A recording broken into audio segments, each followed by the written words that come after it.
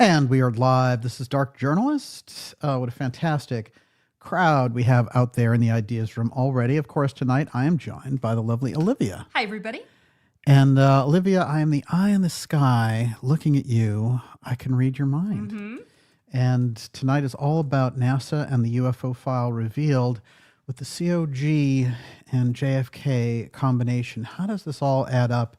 And how is the JFK assassination files related directly to this continuity of government and UFO file program? That's what we're going to give you tonight in X Series episode 187.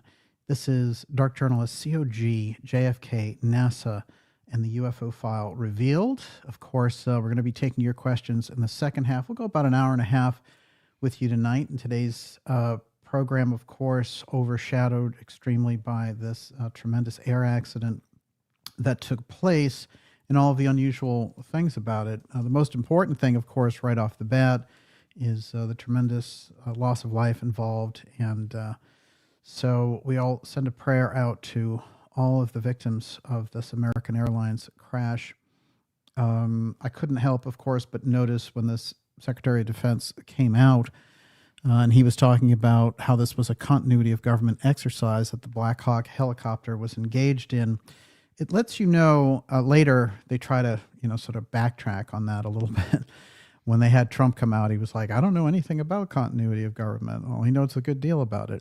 But it is quite important because what was taking place there was an exercise of COG, and it shows how right on the fringe of everyday life there's this COG piece, and we don't know about some of the stranger reports. We'll have to wait for more information to come in before we can give you anything reliable on that. Of course, there was another plane crash in Philadelphia. It's incredible. Outside of Philadelphia, footage. A Mexican hospital, like a flying... Like an ambulance flight. Yeah, flying ambulance. So, I can definitely look and see that, the plane crashes can have many different messages. And sometimes it's just as bad as what it looks like. But, that the tough part, I think, in all of it is sorting through it, because when you get something like a COG Black Hawk involved in that American Airlines flight, it's going to be very hard to get any details about what was actually happening there. Of course, we know some figure skaters were involved, some Russians and some others. But as I said, more information is going to come forward, and we certainly will bring that forward. I think it is important that when that sort of tumbled out of the Secretary of Defense about COG, we have to remember just how close and a heartbeat away from everything that program is when they're doing these exercises. And also in the larger sense, just to know that there's an organization out there that could seize power in the United States with the flip of a switch, and that Americans in general know so very little about it. And that is the Emergency Powers Continuity of Government Network that we've reported on in this program. And I'm going to show you a timeline of how COG grew and, of course, was involved in these major, major deep events in history in this episode tonight. I'm also going to expose some of the CIA misdealings going on in the UFO space currently, including the peddling of the UFO threat narrative, which it seems to me everyone now is getting sick of. So they switched over, and they've been borrowing actually a lot of the language from our series, our X series right here. And the latest buzz term from the CIA is psionic, because I saw that today. Oh yeah, yeah. This is what they're using, and it's a groovy word. It is, but literally, when you see it, no, it's just a CIA buzzword to get the new thing in swing, because the threat aspect wasn't working for them, and the UAP as a name is a flop, as we all know. So when they get into that and they talk about a UAP czar, no, none of that. If you have someone investigating UFOs for the president as a UFO investigator, preferably somebody on the civilian side who has experience in the field, and not one of these lunatic CIA people who's peddling things, hoping to get, a pet treat from Chris Mellon and the DOD Billionaire Club. So, we have a lot of those, and now they're rolling them out with the egg story. They're rolling them out by the dozens, and this guy was like, I felt love coming from the egg. Okay, well, if you want to have love with the egg, that's up to you. But in terms of real UFO reporting, whenever you get Russ Coldhart involved, whenever you see that thing. When you see Elizondo in the middle of these, they've just rolled out this thing now, as I announced last week. And this is a real horror show. This is Lou Elizondo, and Mellon produced this thing. And Lou Elizondo's agent, this guy named Farah, he's Elizondo's book agent, and he's also the director and producer of this movie. So that's a two-time loser there with the CIA narrative. And you got Lou in the middle of it walking around, and they follow him with every camera angle. You know, there's no way to make Lou seem convincing because he's such a counterintelligence liar, proven in public to lie over and over again. And he's been having this lawyer go around sending these little letters out, trying to scare people away from criticizing him. No, you're a public figure. You're a CIA counterintelligence, DIA counterintelligence agent. That means you're trained to lie to the public. You've come forward and said you ran a program, which you did not. And now you've started to backtrack on that. And the multitude of lies, including using chandelier pictures as UFOs and saying you talked to the crew that took it and all the rest. Now, Elizondo is a world-class liar, and his version of UFO circus disclosure for the CIA has nothing to do with the real thing. And the pity of it all, of course, is some good UFO researchers got taken over the waterfalls with that. But I've been thinking that we need a new theme for, and I'm still working this out, but I think UFO Zero. UFO Zero is zero involvement from counterintelligence CIA agents in UFO disclosure. So we don't need any of it. Complete zero policy for these CIA people who are known liars. That, I think, is the way to go. So hashtag UFO Zero. And this is also, we need to get a handle on this while there might be some momentum here. People are realizing the overreach of somebody like Elizondo who's trying to scare people. You know, that was kind of a Corey Good move. But, you know, trying to scare people with lawsuits and all the rest of it, it's not going to fly at all. As a matter of fact, you're going to get so much blowback from that. You're going to be sorry you tried it. And I think just the rejection of the Mellon New York Times bogus Elizondo thing. Finally, let the whole thing die before this whole circus swoops in. It's got tons of money behind it. You know, Jesse Michaels is interviewing all these guys. He's Peter Thiel's butt boy running around doing this whole thing, ripping off the X series and putting the things from my series into the mouths of these CIA agents. That's the most crucial upset, I think, in all that. In my opinion, what you're looking at there is the plagiarism that the CIA loves to do. And you're seeing it from a number of different people in this field. And so just reject all that. Go to UFO Zero on all of the CIA people involved in this. And when you see Peter Thiel money rolling in with CIA people and all the rest of it, just say no. Get to the real thing. Go back to civilian reporters, civilian people, civilian witnesses, people with their own encounters. That's the real UFO file. And coming at the government from a declassified angle. You know, when there are people in there, like if Tulsi Gabbard gets in, for example, Kash Patel, some of these other people, you might have a chance at shaking loose some of that apparatus. But see, even on the presidential level, you've got this whole thing of this process of moving this back under the executive branch, which is the UFO file control. That's very important. And so reject all of this bloviating that we see in relation to the overreach of the CIA circus. Just say no. It's very important because they're coming on strong. They're doing theatrical releases of this Age of Disclosure movie, completely organized by James Clapper and Christopher Mellon. And now they're being open because they're just sitting in the middle of the movie talking about how they've been fighting for UFO disclosure from that government. Oh, wait, they are the government. And that is the real crime there. So we have to keep this in mind as well, which is we're on the cusp of seeing a pushback against this because of the amount of overreach, because of the flooding of the zone with all these phony whistleblowers, all these CIA people taking over Congress, you know, pretending that they know all this stuff. And it's interesting because Elizondo was in a podcast today, was talking up a storm all about monatomic gold and how, oh, he knows things about gold that he can't say, dude. Well, I'm sorry, but, you know, so many people, we've done reports with the late Jim Marrs on monatomic gold. People have been writing about this stuff for decades, Lou. That's no disclosure, you know. So you're just riding off of the independent media and you have nothing new to offer except CIA lies And so I think we need a very, very strong and serious change of pace in the whole field in relation to that. All of that stuff should really be sidelined dramatically. And you're not going to get any, go for the real potent information, as I'm very fond of saying. You have tons of potent people in the field right now. Go for that. Throw out the CIA people, the counterintelligence people, the NGA people, NRO, all of that. Get rid of it. I can hear just, if you flush the whole thing, you get rid of that whole thing in the field, you get back to real reporting. Because right now, I think the field is in the sorriest state of all, with the worst people using it as their arena. And I'll have more on that. I have a very special report on the CIA threat disclosure turning into the CIA psionic love fest. So just you wait. But yeah, psionic, UAP, NHI, that's all BS. As a matter of fact, I mentioned that when I was talking to David Grush, who was one of the more, he was more of the legit whistleblower. It's just unfortunate he was hooked up with Elizondo and Mellon. But when we talked, he talked about how he had put together the NHI term and that Mellon had grabbed it and they just, were using it everywhere. But they just, sat down and cooked up this thing. It wasn't any official term or anything.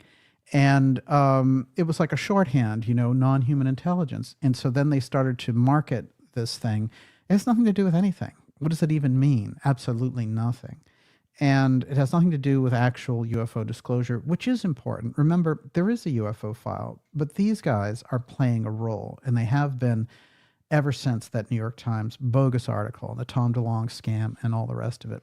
So you're going to need a more potent approach for 2025. If you've got JFK files that are coming out, the potential through the FBI of a complete overhaul of that huge agency, and the shaking up of the CIA with somebody, a DNI like Tulsi Gabbard, who they are resisting very heavily, then you might be able to get a totally different paradigm going. On the civilian side, let's do something unique, which is throw out all of that CIA malarkey. It's going to be very important. And right now they're dominating, they're pushing shows on Netflix. They're dominating film festivals. They're putting out TV things. They're, blowing up numbers and all the rest of it.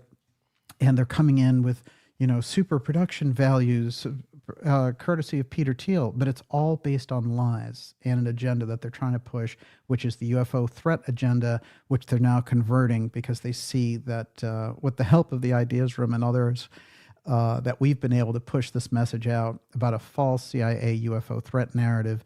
Now they're trying to morph it into this other thing, using, again, borrowing directly from that independent media field and heavily from the language of the show. So when I see some of these CIA people using the language of the show that we're doing, then I see there's a real morphing that's going on there. And what the amazing thing, of course, is when we call out the CIA counterintel side of it, and then they come out and they say, yeah, we're against that government CIA. And then I know that they're CIA people. Can you imagine the audacity of the whole thing, that they think they can get that by the public?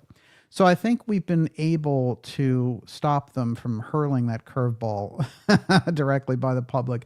It's very important to get a potent message going on the UFO side and to throw out all the losers involved in this. And I say that sincerely from the bottom of my heart. Everyone, you're watching the Dark Journalist Show. Boy, we're going to get into what the CIA did to mess up this country in the first place, never mind what they're doing now with the UFO file. Of course, as a reminder, in this X Series 187, COG, JFK, NASA, and the UFO file revealed, we're going to be taking your questions in the second half of the program, and we're going to go about an hour and a half with you here tonight as well. Miss Olivia is putting those questions together now. And before I go any further, Miss Olivia, what do you got? Fuber Fighter said plagiarism is part and parcel with co-opting. And I realized when you were talking that Lou is a tease. Nobody likes a tease. That's his MO. It's kind of, it's turning my stomach to think of Lou as a tease, but when we think about this, yeah, no, I know exactly what you mean, which is it's the constant dangling of the carrot. And I found out, he alludes to things and then, he just leaves it. Oh, but I'm not sure how much I could say here about that. I wish I could say it, but I've suffered the slings and arrow from my family. No, the CIA's bankrolled you real well, my friend.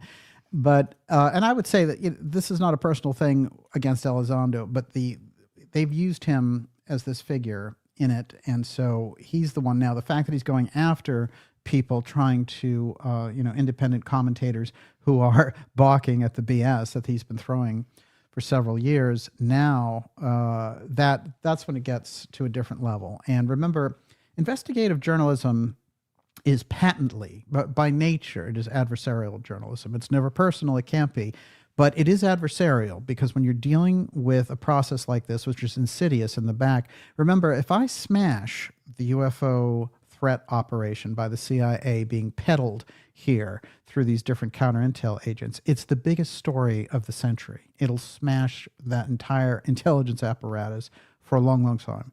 So, we're always dangling, we're always working around the periphery of this. This is a major story, and they're planning to use that threat for a sky emergency. And so when they were rolling out this whole thing about the drones and all the rest of it, which, by the way, none of the drone explanations that came, as a result just recently out of the Trump White House make any sense at all. Trump has been doing these fantastic things in the first week in office, including these great executive orders and all the rest of it. But whatever it was that came up in relation to those drones, we have not heard any of it, really, because what about the drone swarms at Langley, for example, Langley Air Force Base? We reported on those very early.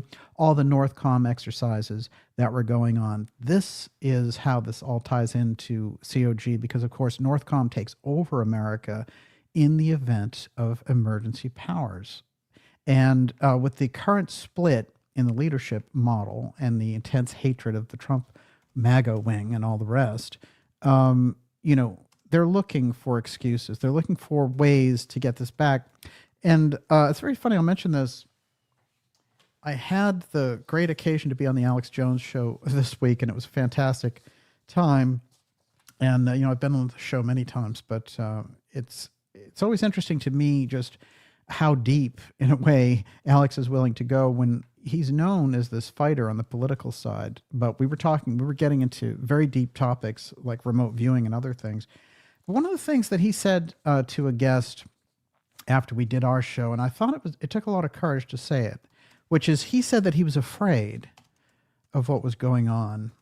And because, there had been so much success on the side of good, valuable, productive politics with the election and everything else, that he was really worried. He was afraid, he said, that something was percolating along in the background. And I thought, well, this is real wisdom here, because when you get into a situation like this, there should be a little thing in the back of your head that says, what is the next move of the deep state? And we're going to try to get into that tonight. But Alex, at his best, in that great interview that we did. And it was all about the Musk production and the whole prediction of Werner von Braun about Elon Musk in his book, Project Mars, and also the Mars Project. So we went into that in great detail because we had mentioned it in an episode in December, and then Musk himself came out and acknowledged it. Now, I know that Elon Musk has known about that prophecy forever. And it's a very unusual thing because, of course, he does have a great-grandfather who has the name. But this is Werner von Braun, again, the father of our rocket program, but also former SS Nazi rocket scientist. And part of the things I put on the record about him very interesting, because von Braun is a great study in a contrast of people, because there's still conscience in there, but he was doing the bidding of all these different leaders over time. And in this book, there's a number of interesting predictions, but the fact that he says, and I'm going to read it actually, I'm going to read the actual prediction that von Braun, our rocket hero of NASA, put on the record. Then we're going to talk about his boss. Quote, the Martian government was directed by 10 men. This is von Braun in 1948. The leader of whom was elected by universal suffrage for 5 years and entitled Elon. 2 houses of parliament enacted the laws to be administered by the Elon and his cabinet. Werner von Braun, Project Mars. Von Braun's mother, according to Russell Targ, and Targ worked directly with him. He was working at NASA, and Targ was working at SRI. And he went to him and he asked him to develop an ESP machine because he wanted to test the psychic abilities of the astronauts that they were sending in space in the Apollo program. And in fact, Targ did develop the machine. There's an online version of this now. It's still available at espresearch.com, and it's a kind of a picture model for measuring someone's ability to see things. There's a lot in that prediction. And if we go back to how we recruited him in the beginning and how, he got into trouble at the end stages of Nazi Germany for saying we should be concentrating more on getting our rockets into space than dumping them over in England. And of course, he developed the V-2 rockets. But Dornberger, General Dornberger, who was his boss, Walter Dornberger, developed the V-2 rockets with slave labor. So he had been brought in at the same time as von Braun, but he was put before the judgment at Nuremberg, and the gallows were waiting for him for his crimes against humanity. That's him there with von Braun. And of course, this is von Braun with the broken arm. And over here, the suspicious-looking character with the big hat is Walter Dornberger, an absolute genius and part of the Interplanetary Society. Very important link, of course. The director, Fritz Lang, was part of this, all the sci-fi movies that he did in that period, including Metropolis, which really predicts all the AI that we're dealing with now, and also First Women in the Moon and things of this nature. Absolutely incredibly advanced. But there is that Interplanetary Society, and Dornberger's in charge of it, a deep occult society in 1920s Germany, which eventually our friend von Braun will join. And von Braun will become the understudy and the brilliant pupil of Dornberger, and they will work together. But it will be von Braun who saves Dornberger from certain death at Nuremberg, by the judgment at Nuremberg, by saying, I can't do what you need me to do without him. And so he saves him from the gallows, and we get Dornberger into America. And there's a message that comes along with him that says, we've had him in captivity for 2 years, but you know what? He hasn't conceded at all any of his martial Nazi philosophy. And he doesn't seem sorry for any of his activities, in fact. So this is an unrepentant Nazi that we took in, shall we say. He ends up being the CEO of Bell Helicopter / Bell Aerospace. And in that process, he will become a direct line to the JFK assassination, which is what we're going to talk about next. Everyone, you're watching the Dark Journalist show. This is COG JFK NASA and the UFO file revealed. It is X Series episode 187. We're going to take your questions here shortly. And I want to remind you, especially if you're new here, that we have a newsletter, a free newsletter that keeps us directly in touch, that you want to go to darkjournalist.com and sign up for our free newsletter. It lets you know about the incredible, and I mean incredible, interviews that we have coming up for you here in the first quarter, February and March. X-Series episodes that will blow your mind, special reports, documentaries. Of course, our documentary right now, which is JFK, The Final Speech. That's all about the Antarctica UFO file.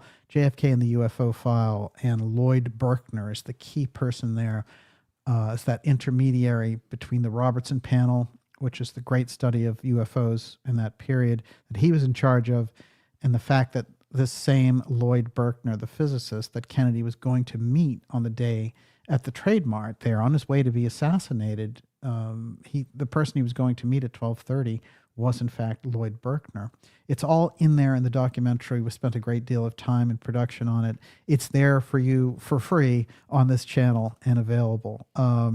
There's more. We have a whole docuseries coming out related to all of this. And so you're going to be in for some great surprises. It's all there in the newsletter. So make sure you stand up and be counted, and you're directly connected, especially with the intense, and I mean intense censorship that we've seen on this program. I also wanted to mention here our friend Kurt Metzger, a fantastic comedian, but also a great mind. You've seen him on shows like Jimmy Dore and other places, but he was on the Joe Rogan show this week, and he did a big shout out for the Dark Journalist show and the work that we do here. So Kurt, thank you. And I look forward to doing a lot in the future with Kurt, who really has great insights going on. And, I have to say this week has been great in that sense that we've just had a lot, I think wasn't it Sam Tripoli on Timcast who also was talking about the work that we do here.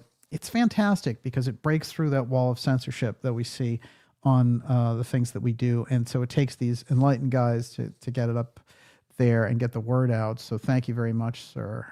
We really appreciate it.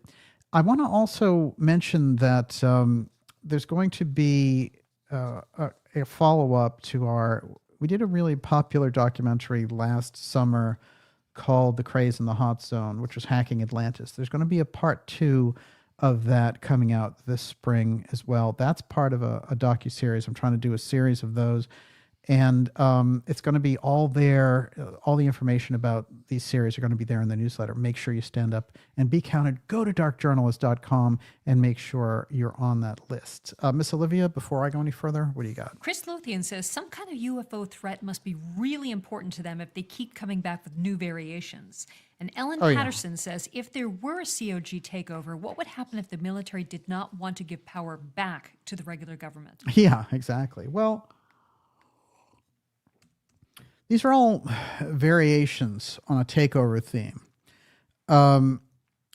President Kennedy, in the first year of his office, gave a very interesting speech where he said there could be an emergency that would create an announced need for intense security that would get rid of many of the traditions and liberties that we enjoy in this country. For example, free speech. And he said there is little benefit to a country surviving without its traditions surviving as well, because that's what makes us Americans, the Constitution and the values that we place on the rights that are described there, which are self-evident according to the Constitution. And that right to free speech, of course, many of these things were infringed upon and continue to be. And using the COVID op is really the foundation of it. But it goes back to 9/11. It goes back further into COINTELPRO. And so you find these things have been building in this behind the scenes in the government for a long time. Of course, after 9/11, we got NORTHCOM and all the emergency powers, and we're still under the emergency powers from the 9/11 emergency, which, gives them the ability to do things like warrantless wiretaps and, completely unethical constitutional violations. The only person I've really heard spend a lot of time on it is Professor Peter Dale Scott, who, of course, has had a great influence on my own political thinking since I was in college. But one of the things that was so great about Professor Scott, who, comes from the left coast, is on the left side, but can see through you can see how this is not a right-left issue at all, that he can see through that whole political process. And he, did a number of books on cocaine politics and the Contras and all that kind of stuff. And he singularly, over the 5 decades of JFK assassination research, has shown us how to look for who was involved and why it happened, and how that system still operates inside of the government. That is the continuity of government deep state program. And they are complementary. But the continuity of government program is so secret that fundamentally people in the public don't know a great deal about it. So we try to do as many shows as we can that demonstrate the power that the continuity of government program has. Now, what I've done in my own work is I've included and injected the UFO file into the deep state research. For me, this is absolutely crucial, because what's been missing on the deep state side is understanding, in my opinion, the UFO file and the secrecy behind it.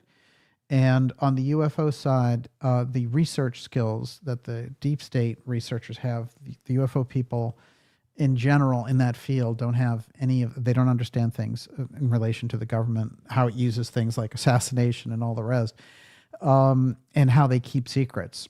So you've got a great disconnect there, because the really good minds who, for example, can, chart things from JFK to 9/11 and all these other deep events in between, can't get a handle on the UFO aspect. This is a big problem. And on this show, it gets solved because we understand the weight of the UFO file. We understand the deep state research. So that sort of intense combination is absolutely devastating.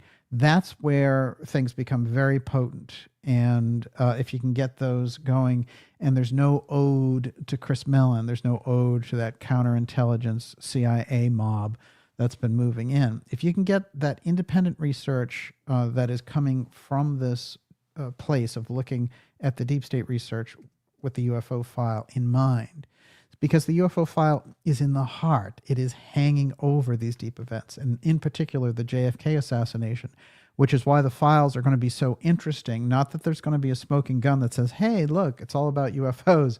But when you see, for example, files relating to George Jovanides, who we profiled somewhat last week in relation to this, and how he was given a Lifetime Achievement Career Medal by Bobby Inman, who was the assistant CIA director who talked very publicly in the 1980s about the UFO file. Mm-hmm. And he said, not only do we know what the UFOs are, we know who's inside flying them. Well, that's pretty dramatic. He said it to Timothy Good, and our friend Inman is still alive. Very unusual character and very unusual trajectory, including head of the NSA for a period of time.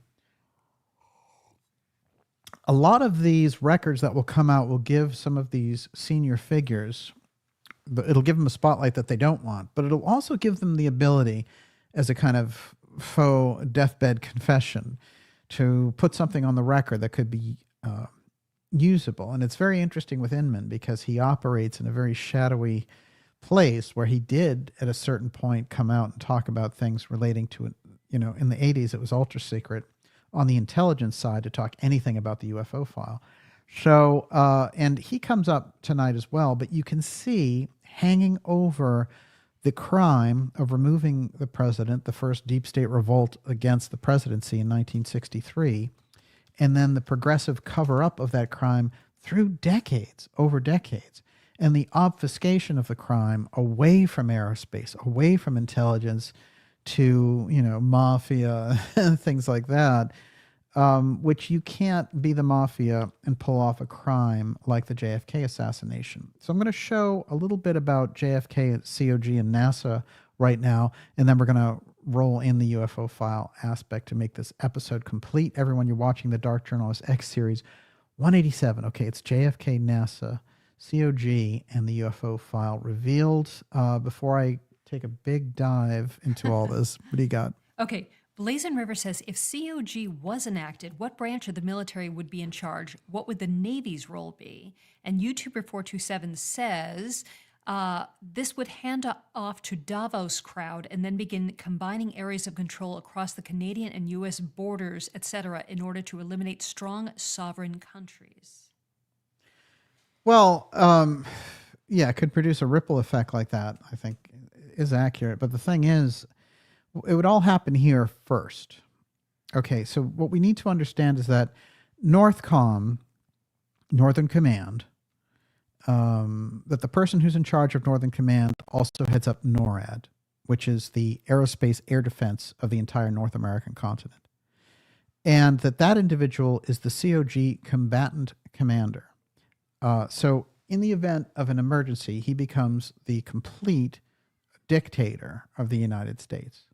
And what he does is he carves up the nation and appoints regional governors for each side. So the Southeast gets a regional governor, the Northeast gets a regional governor, and all the rest.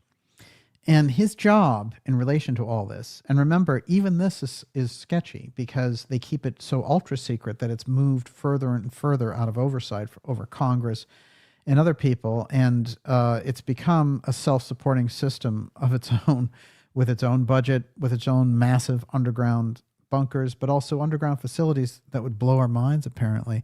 Now, I've heard one description from someone who's been there of malls, apartments, even things that look like underground highways.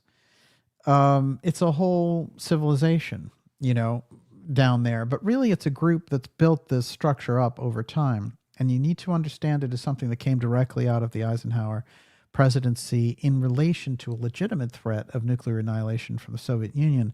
But while he was building up this highway system, which he created an incredible highway system in America, which was not there before I got there,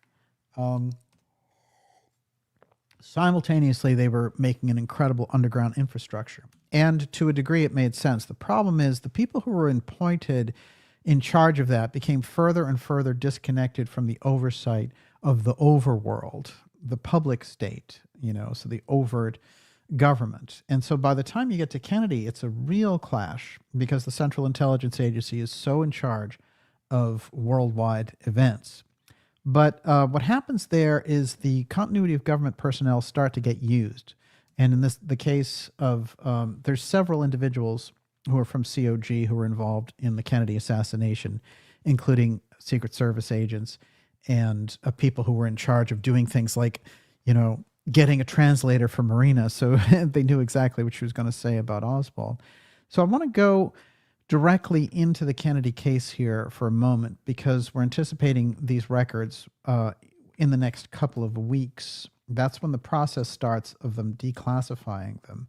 I presume that we're going to have them fairly quickly, that we may have everything actually in under 6 weeks. I know some people have made broad statements that, they couldn't do this, it would take 6 months or whatever. No, I think that they're on a fast track, just like we've seen Trump since he got in office. It's all bang, bang, bang, bang.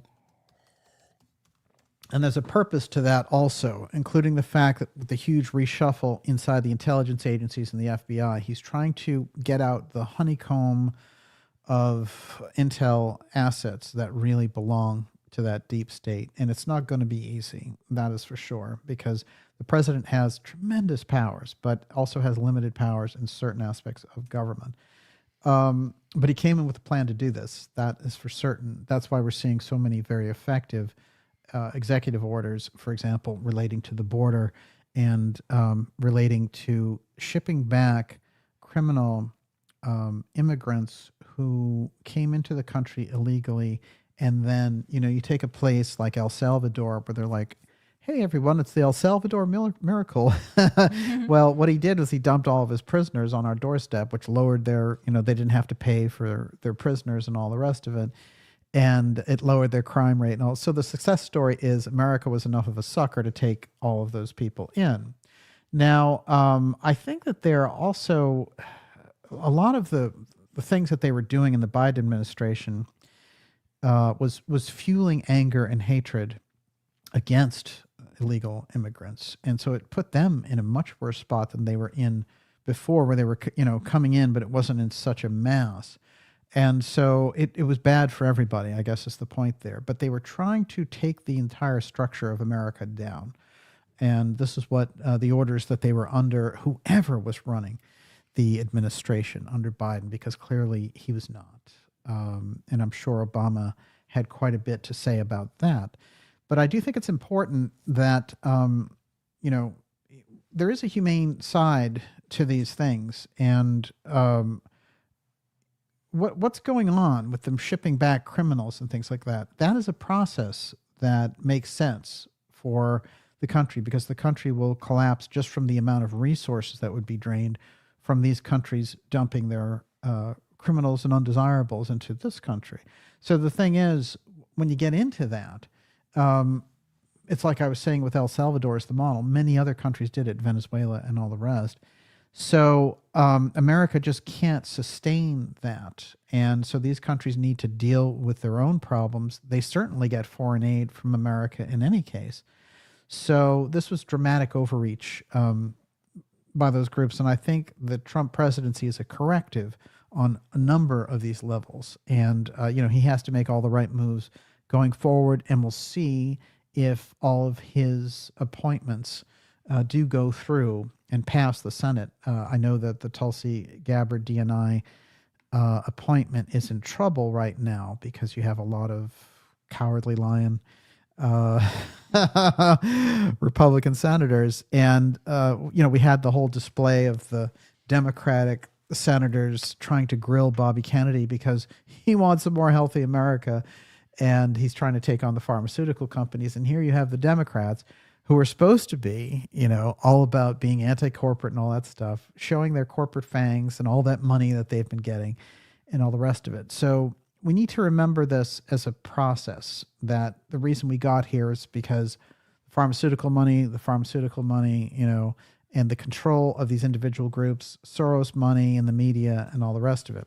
So if we get our way out of some of this, we have to remember how we got into that, which is the unchecked power of this money flowing into our system.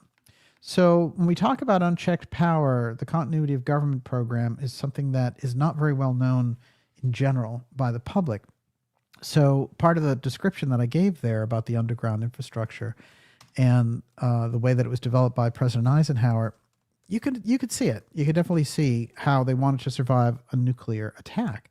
So they were in this situation, but little by little, this process started to pull away and become their own separate government.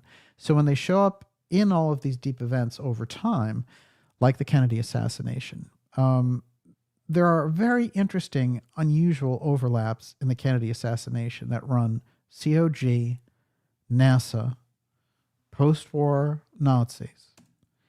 And when you start to put these things together and then you realize, oh, there's a weird overhang of the UFO file right over the assassination, you come to the conclusion, when you really weigh the facts, that what was going on there, that aerospace and aerospace interests were deeply, deeply involved in the assassination of President Kennedy.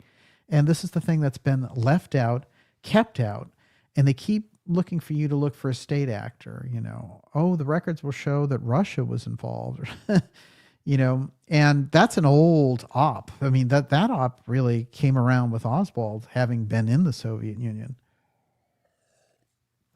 But there is no Soviet Union anymore. And so it's like a weird, let's blame Russia. Oh, let's blame Cuba and all of these different things. This is a 61-year-old crime. What took place there has nothing to do with any of those state actors. Bobby Kennedy's determination within 24 hours of the assassination was that his brother had been felled in a domestic conspiracy. And he was certain of it, so certain that he sent that message off to the Soviet ambassador. So because they were sending him messages saying, we had nothing to do with this, FYI. And, they didn't want it to trigger off a war. They knew that they were being set up. There's no reason for the Russians or the Cubans to have assassinated President Kennedy, who, after all, had a very open policy with both of them. And when you think about his replacement, they weren't going to get anything better from having LBJ in there. They were going to get a much worse deal, and they did. In fact, and we got the Cold War, but the defense contractors were happy, and that entire apparatus enjoyed an incredible bonanza as a result of the Kennedy assassination. But something else was lost also, and that relates to space. That's what we're going to get into next. Everyone, you're watching The Dark Journalist Show. We're going deep here with you tonight, and we'll be here with you till about 11 Eastern. We're going to take your questions coming up here in about 20 minutes. But I want to introduce you to some interesting characters before we go into that. And of course, the theme here is that the JFK files and the things that they reveal, if we're aware, if we're ready, we're going to be able to tie in a number of things from this dramatic release from the executive order by President Trump of the release of the JFK assassination files after 61 years that the CIA has held back, because it's going to show a complicit. As I said, it's not going to say, there's not going to be any confessions in there about the CIA assassinating President Kennedy. It's not that. But what happens is when you release those files, the connections are sitting there. That's why they've been sitting on them for 61 years, which is remarkable. And of course, they were all supposed to come out, originally in the 1990s. And then they set it up as law by the JFK Records Act that they would come out by 2017. Mike Pompeo, who was CIA director at the time, came in and quashed that completely. And, very interestingly, when he was in some interviews fairly recently, he was talking about it, and he was like, the interviewer was saying, it's 61 years. Like, what could you be holding back that would be relevant to the CIA now? And he said, well, everything's relevant. I know the UFO file too. So this interesting crisscross that we've brought up on a number of occasions, and we do see people picking up on this now. I saw it in an interview with someone with Tucker Carlson, and I want to make it a little aside here, which is there are things that we discuss here on this show and with the ideas room, and then they ricochet out into the larger world. This show represents a very potent mix on these topics. And when it gets carried forward by the conversation and the interaction we have in the ideas room, then it really is, you can see why they try to shut these kinds of conversations down, because that kind of potency can go very large. We saw it play out in the 2024 election directly from shows and themes that we did on this show. We're playing directly into that election. Absolutely amazing. And so that is all about you and that kind of special symbiosis that we enjoy, the chemistry when we get these things going. Miss Olivia, what do you got? On that note, CB says DJ killed it on InfoWars the other day for sure. Moments Divine says DJ should get a press credential as an influencer at the White House briefings. Yeah. And Seeing Sight said that would be awesome. Dark journalist at a Trump press conference. Well, wouldn't that be great? I love that new press secretary that they have. After thinking of what we went through, with Corinne Jean-Pierre and all that stuff, how she used to stand up there and just be like, President Biden is keeping it top of mind. And, all this bizarreness that they had to explain away his weird, brain freezes and all that. We're in a totally different era. And the new press secretary, although, she's young, but man, she knows how to handle the crowd. And so far, I think we're getting there's so much more of an information flow, and Trump is making himself so available, which I think is great. She is one sharp cookie. Yeah, she's great. And I think things have been better, since Elon has stepped back a little bit from hogging the spotlight. Trump gets a chance to breathe and really put his agenda out there. I think that Musk was really stepping in it all over the place, and he was just attaching himself too much to Trump. So this has been, I think things have been going better now that it really is Trump's show, and Trump is making a lot of the right moves right now. We'll see how things heat up as this gets going. A couple of interesting things here.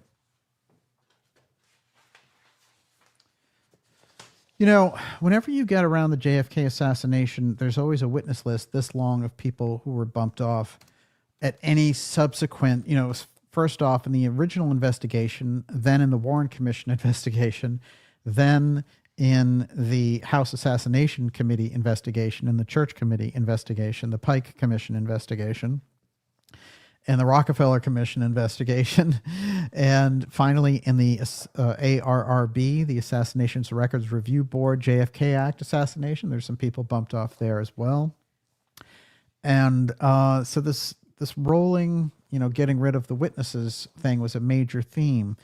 But one of the interesting things that was happening in 1977, I want to revisit this witness list because the House Assassination Committee was on the cusp of hearing from the former number 3 man at the FBI named William Sullivan. And Sullivan's unusual. He was from Boston, and he clashed often with J. Edgar Hoover, and they talked about him as a subsequent replacement for Hoover. And Hoover basically got rid of him, but Nixon assigned him to a big anti-drug job.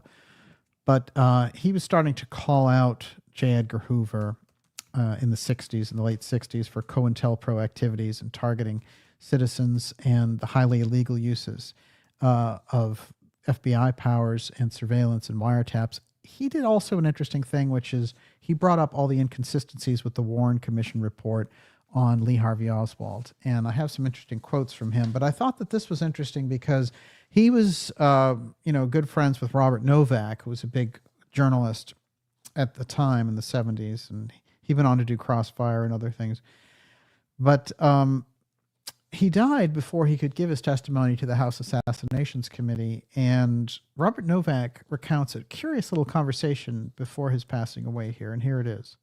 Quote, Sullivan came to our house in the Maryland suburbs in June of 1972 for lunch in a long conversation about my plans for a biography of J. Edgar Hoover. Before he left, he told me someday I probably would read about his death in some kind of accident, but not to believe it, it would be murder.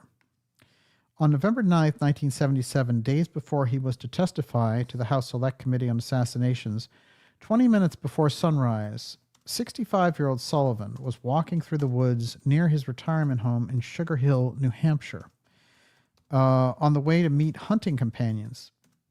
A hunter named Robert Daniels, 22-year-old son of a state policeman using a telescopic sight on a .30 caliber rifle, said he mistook Sullivan for a deer, shot him in the neck, and killed him instantly. The authorities called it an accident. They fined Daniels $500 and took away his hunting license. Sullivan's collaborator on his memoir, television news writer Bill Braun, wrote that he and Sullivan's family were suspicious of the death, but felt the death was accidental. Sullivan's death did not prevent publication of the memoir, telling all about the disgrace of J. Edgar Hoover and the FBI. After Watergate, with all the principals dead out of office, it received little attention.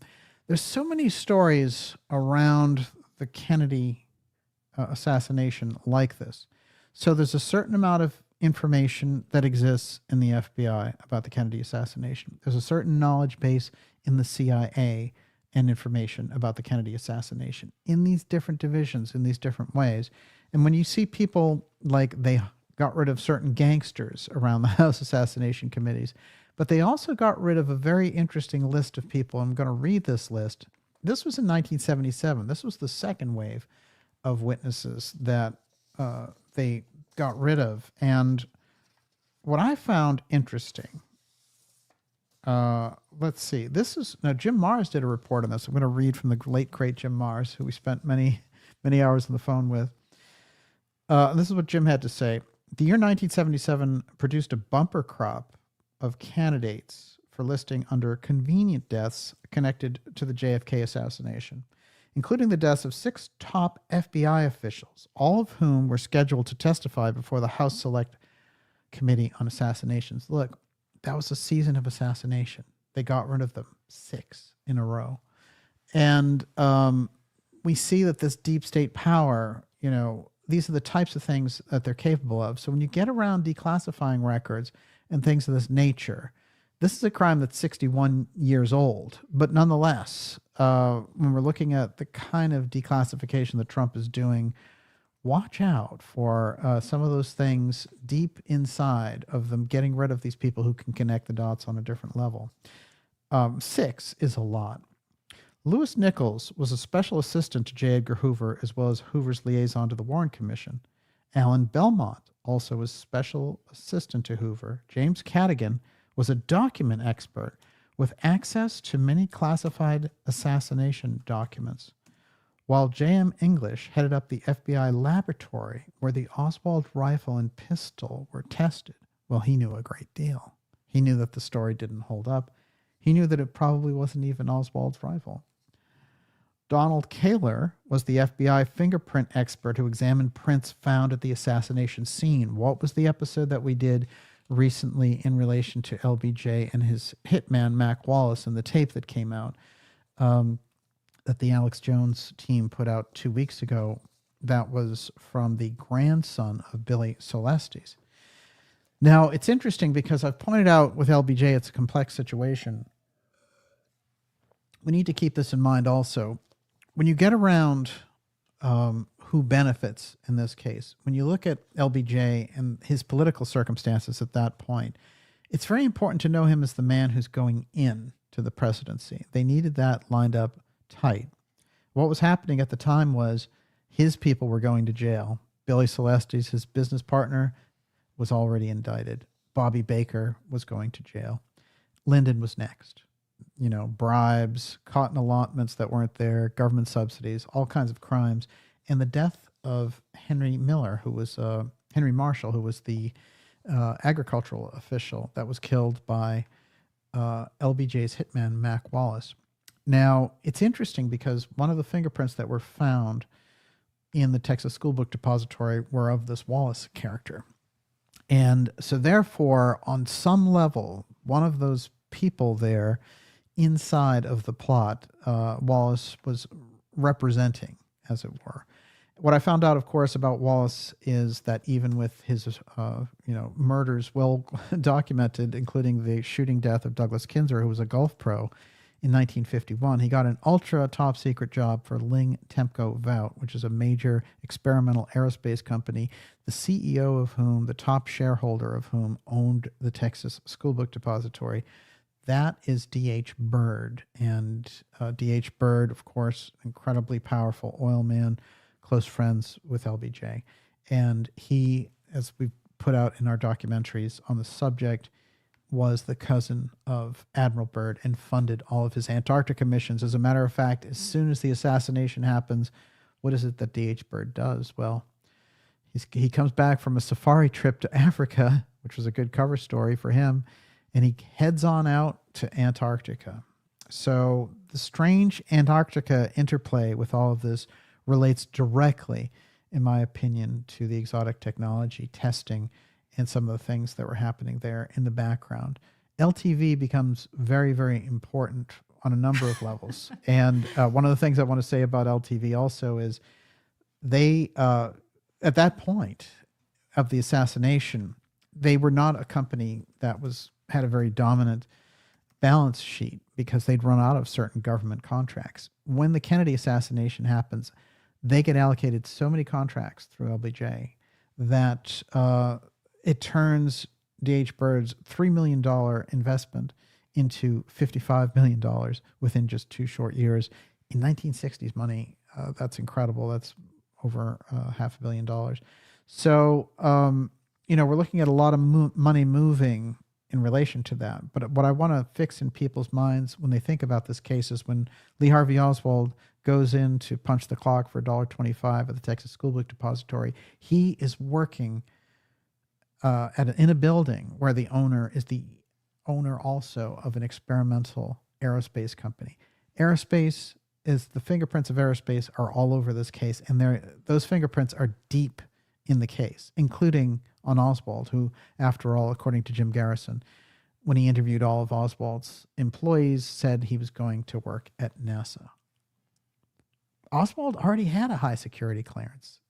He worked at the U-2 base in Atsugi in Japan, which required incredibly top secret clearance. A whole CIA group was there. That's one.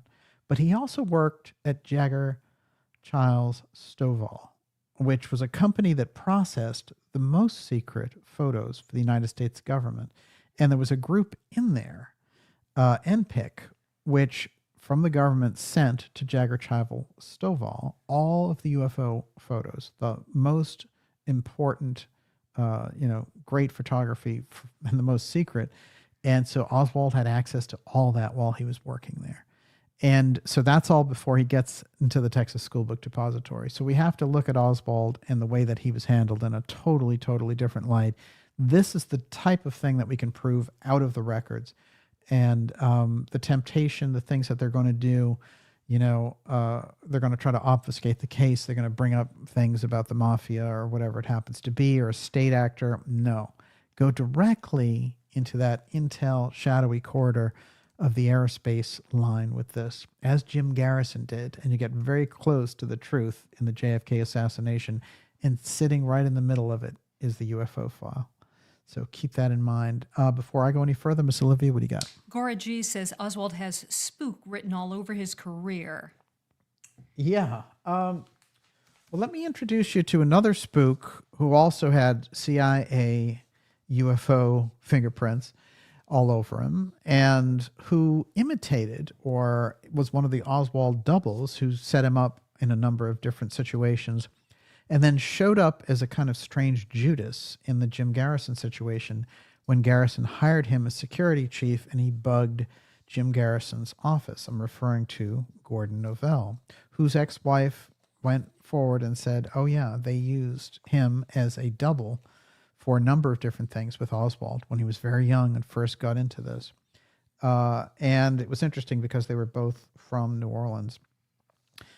The physical resemblance there in the period is kind of interesting. I think it's a good match that they used him, and it might have been one of the reasons that they pulled him in for the job in the beginning. They had another regular double for Oswald, which was William Seymour, and they had him used as a double in so many different situations in Dallas, getting into fights with people in bowling alleys or at making weird statements about how Russia was great when he went to buy a car and things like that.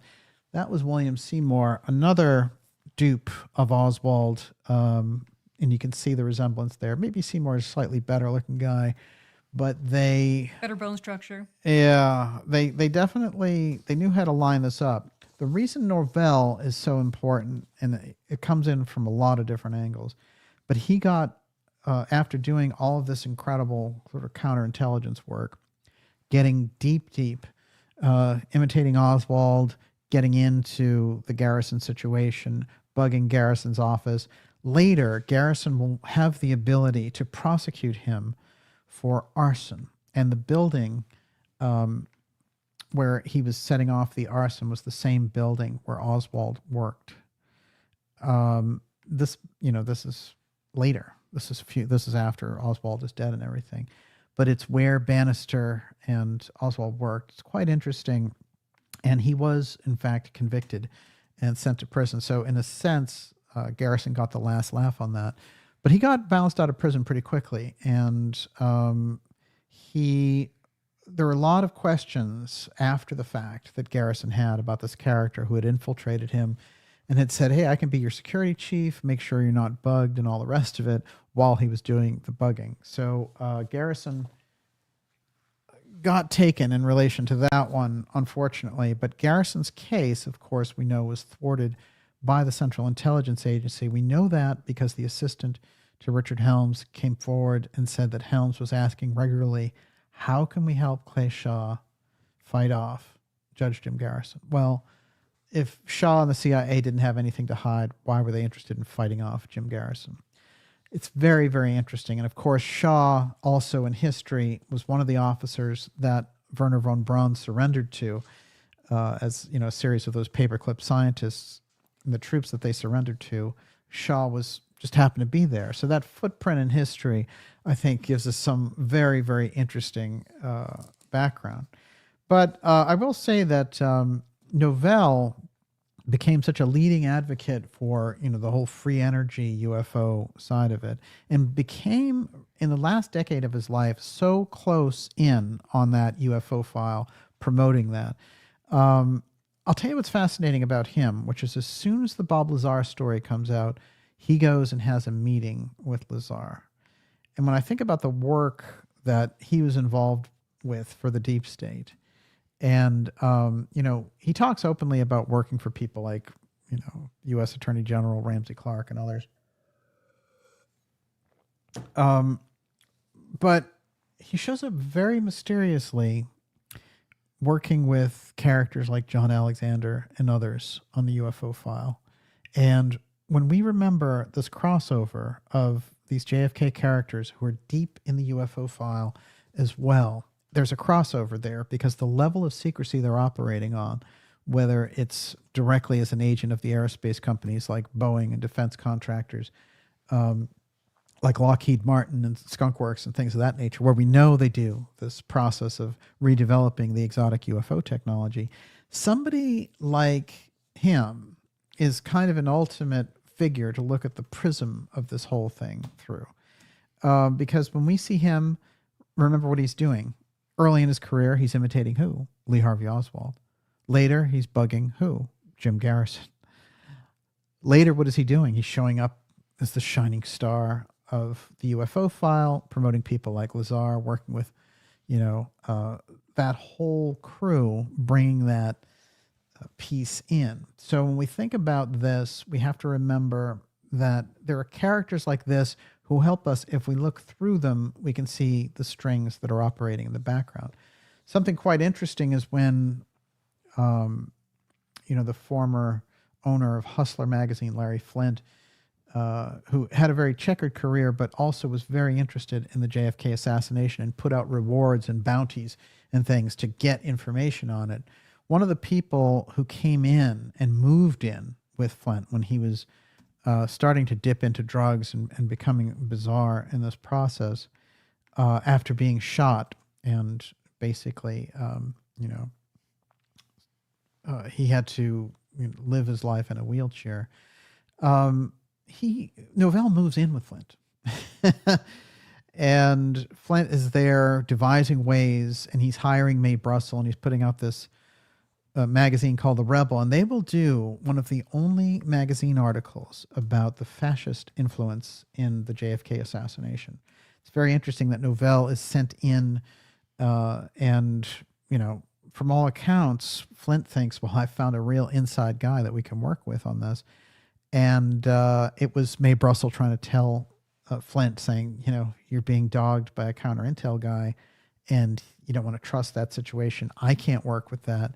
And she said that Larry Flint, in fact, would disintegrate after that association. But it's interesting the moves that our friend Gordon Novell will have.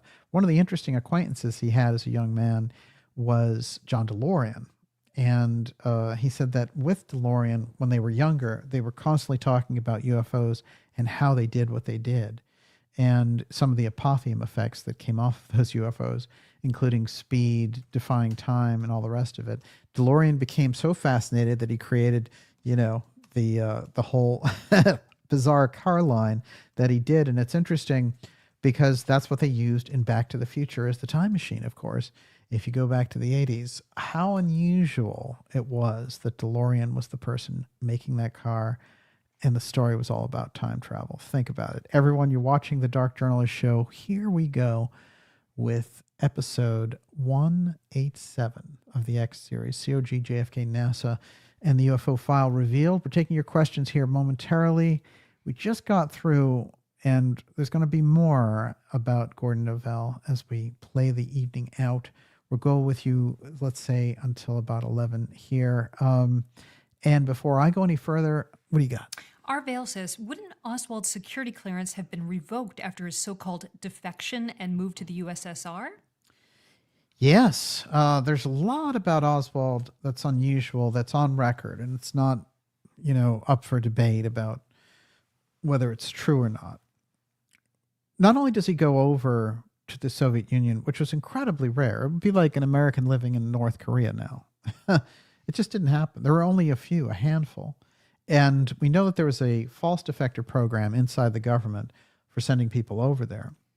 But the ability for Oswald to traverse the globe the way that he did and to get into the Soviet Union and then get out with his wife, and then the State Department ends up loaning him $1,500 to come back to America, that's all on record. And, fundamentally, they should have been looking at Oswald as a traitor and all the rest of it.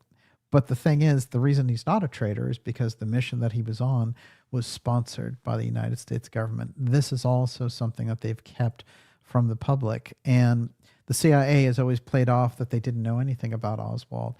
But in fact, it's quite fascinating because on their recommendation, the Secret Service took Oswald off of the high-risk list that they would be looking at just before the Kennedy assassination.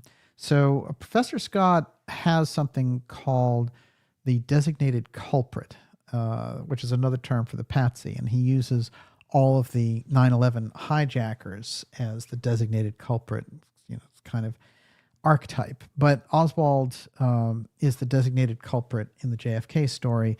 And what they needed to do was they needed to create those steps in the background. So sending him to Russia in the first place, they were already planning what to do with him later. By the time they have an imposter going into Mexico City, and by the way, those are some of the major records sitting in the CIA files about Oswald in Mexico City. Why would they be? Well, the story from the CIA was that when Oswald went to the Cuban embassy looking for a Cuban visa, supposedly, and then trying to speak to the head of assassinations in the Russian embassy, which is completely ridiculous. That never happened. And the guy was not the head of assassinations.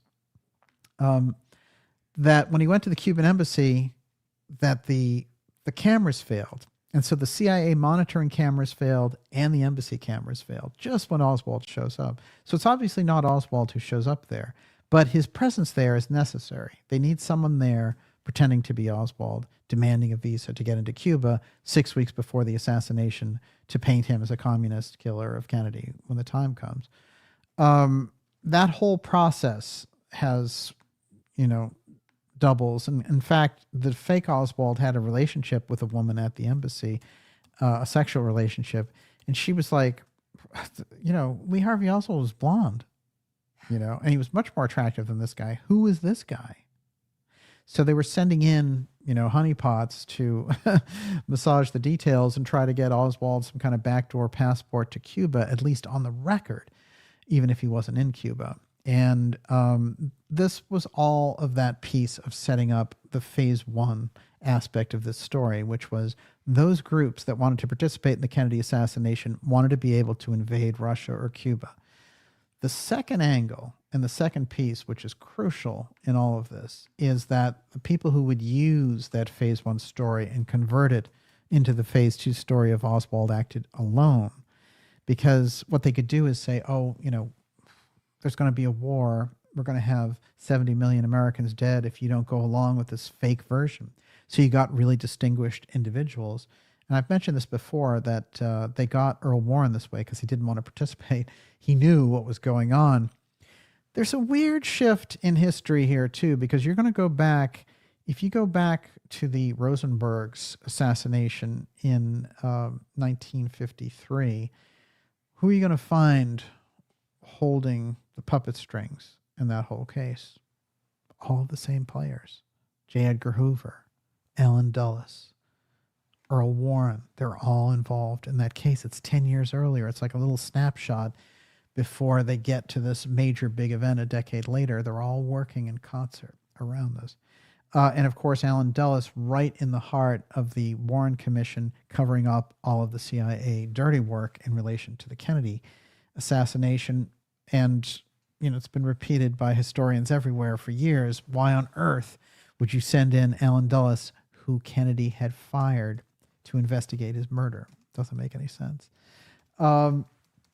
So let's look at someone else and their interplay here so that I can get something about Dornberger and NASA on the record in relation to the buildup to the release of the Kennedy files. And we're going to look at Michael Payne. Before we do that, Miss Olivia, what do you got? TM says, what did they say Oswald was doing at the depository anyway? Weird to go from all that clearance stuff to what? Unpacking boxes, packing them up? Yeah.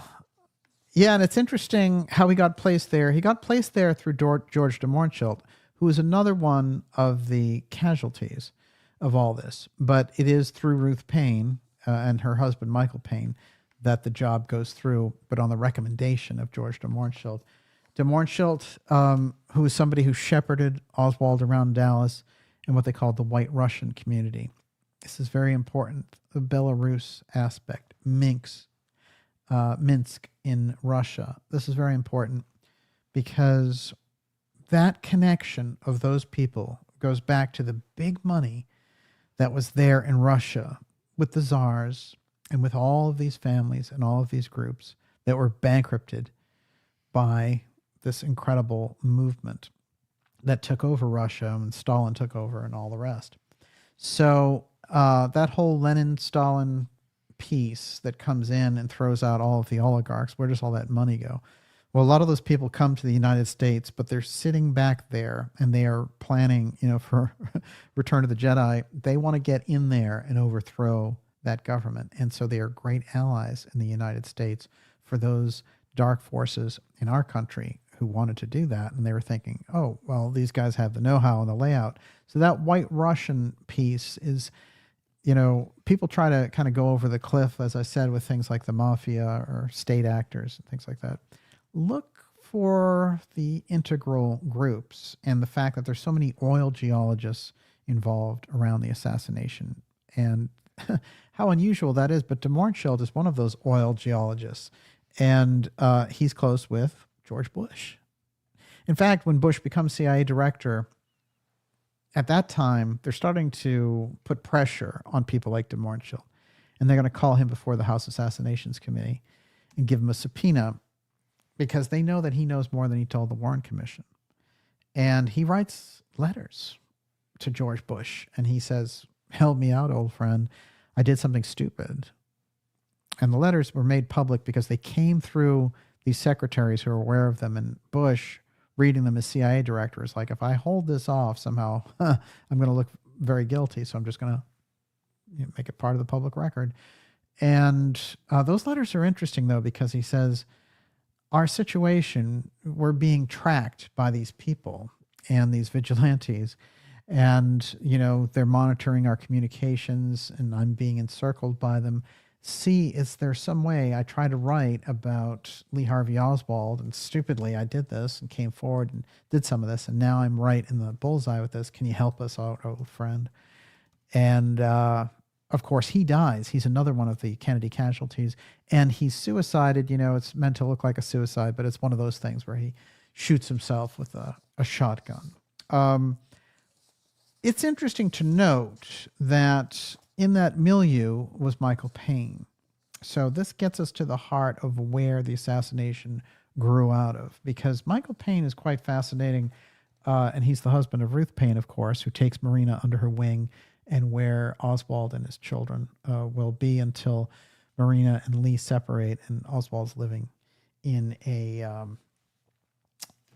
rooming house there close by. It's interesting because Paine, first of all, talks about how he knew about that he'd seen things like the backyard photo. The backyard photo was concocted, as we know, by CIA Photoshop. So he never saw that photo. He also says he saw the rifle. Think about this guy. So he's going to let this stranger move into his house, pose with rifles, and stick his rifle in the garage. I don't think so. And also it's weird because his wife will talk about how he was very afraid of guns, didn't want guns around. So he's letting this, person who's staying at his house to, bring in a rifle. It doesn't make any sense. So when Paine and his wife would show up on all of these specials and network specials and talk about, that Oswald, he would talk all of these things. And then all of the major incriminating evidence that comes upon Lee Harvey Oswald, only in the public opinion, the jury of public opinion. Remember, Oswald was never actually tried and convicted of anything. All of that evidence for the public comes directly out of the Paine household. The rifle, the phony backyard photo, all of this stuff. So Paine is crucial, in fact, in relation to this. And some people have suggested there are things in relation to Michael Paine and his wife in those records. I don't go...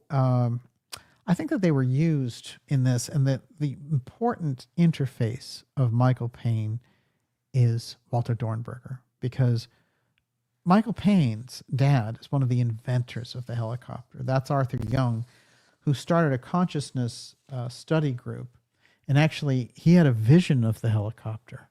This guy was so tied in with aeronautics and consciousness and all the rest of it, and he's Paine's father. Now, Michael Paine will be, as I mentioned, and his wife will be the hosts of Lee and Marina Oswald. But the thing about Walter Dornberger that's crucial is that the protege of Dornberger was Paine. So Bell Helicopter, Bell Aerospace is right there. So he's going to work every day back and forth, and he's interacting with who? His mentor. But who is his mentor, Dornberger? Dornberger is the person who was in charge of the Nazi rocket program. He was von Braun's boss, and as I mentioned at the open of the program, von Braun saved him from certain death. But when he becomes the sleek Project Paperclip dude who takes over Bell Helicopter, well, he has a whole different role, as many of the Paperclip scientists did. But he designed the X-15 using severely advanced technology brought over from the Russians, from the German program. And he, of course, was responsible for the development of the V2 and these other advanced programs. Paine is his protege, Oswald staying with Paine. There's a direct link there to NASA, the rocket program, Dornberger, and the whole thing, right where Oswald was staying. We need to keep that in mind if the records are going to make any sense. We need to keep these things in mind and not go over the cliff with some of the junk conspiracy that's going to be revolving around. We'll get better answers this way. So when we think about pain, all we have to do is remember Dornberger. It's kind of the big key in the middle of all this. I want to say this also about his mother, Ruth Forbes, Michael Payne. She was deeply involved with a group called the Nine. And the Nine were using this incredible psychic channeler to contact what they thought was a spaceship hanging right outside of the Earth. And they were getting messages directly from a UFO. I kid you not. And at a certain point, they realized this character was Osiris, who had come here and ruled in Egypt. This was the Nine. And the Nine, the mother of Michael Payne, she was the central figure in the Nine. Eventually, the person who would join the Nine would launch a series of other psychics on the public, including Uri Geller, who's still around. He's still there, and he's still rocking it. And Uri certainly has said some very interesting things over the years. I do think he's a compelling character. He was part of the remote viewing program, and he was huge in his day when he was younger. Johnny Carson. Yeah, exactly. But he does. I mean, there's something about Geller where I had to ask Russell Targ about him, and I said, "Well, was he the real thing, or was this just kind of a charlatan?" And Targ said, "Well, no, he did extraordinary things in the remote viewing program as a psychic. There's no question. He has great psychic ability, but he's also a showman who's a magician, so he will, sort of do the underhanded thing as well. So you get this weird mixed bag when you get into people like Uri Geller. But that whole thing, remember, comes directly out of the Nine, and also gives us all of the strange connections of Austining and the strange developments of the UFO file there as well. Okay, I wanted to...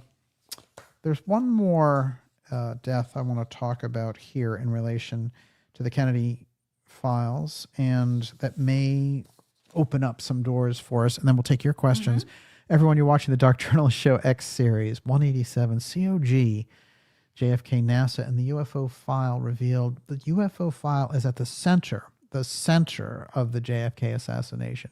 This is the actions of intelligence and aerospace companies. That's the thing that's been missing from these records. And the way that we can see through it is by looking at the conclusions of people who really went to work on the case. Remember the conclusions of Jim Garrison, who went and actually prosecuted somebody for the murder of the president.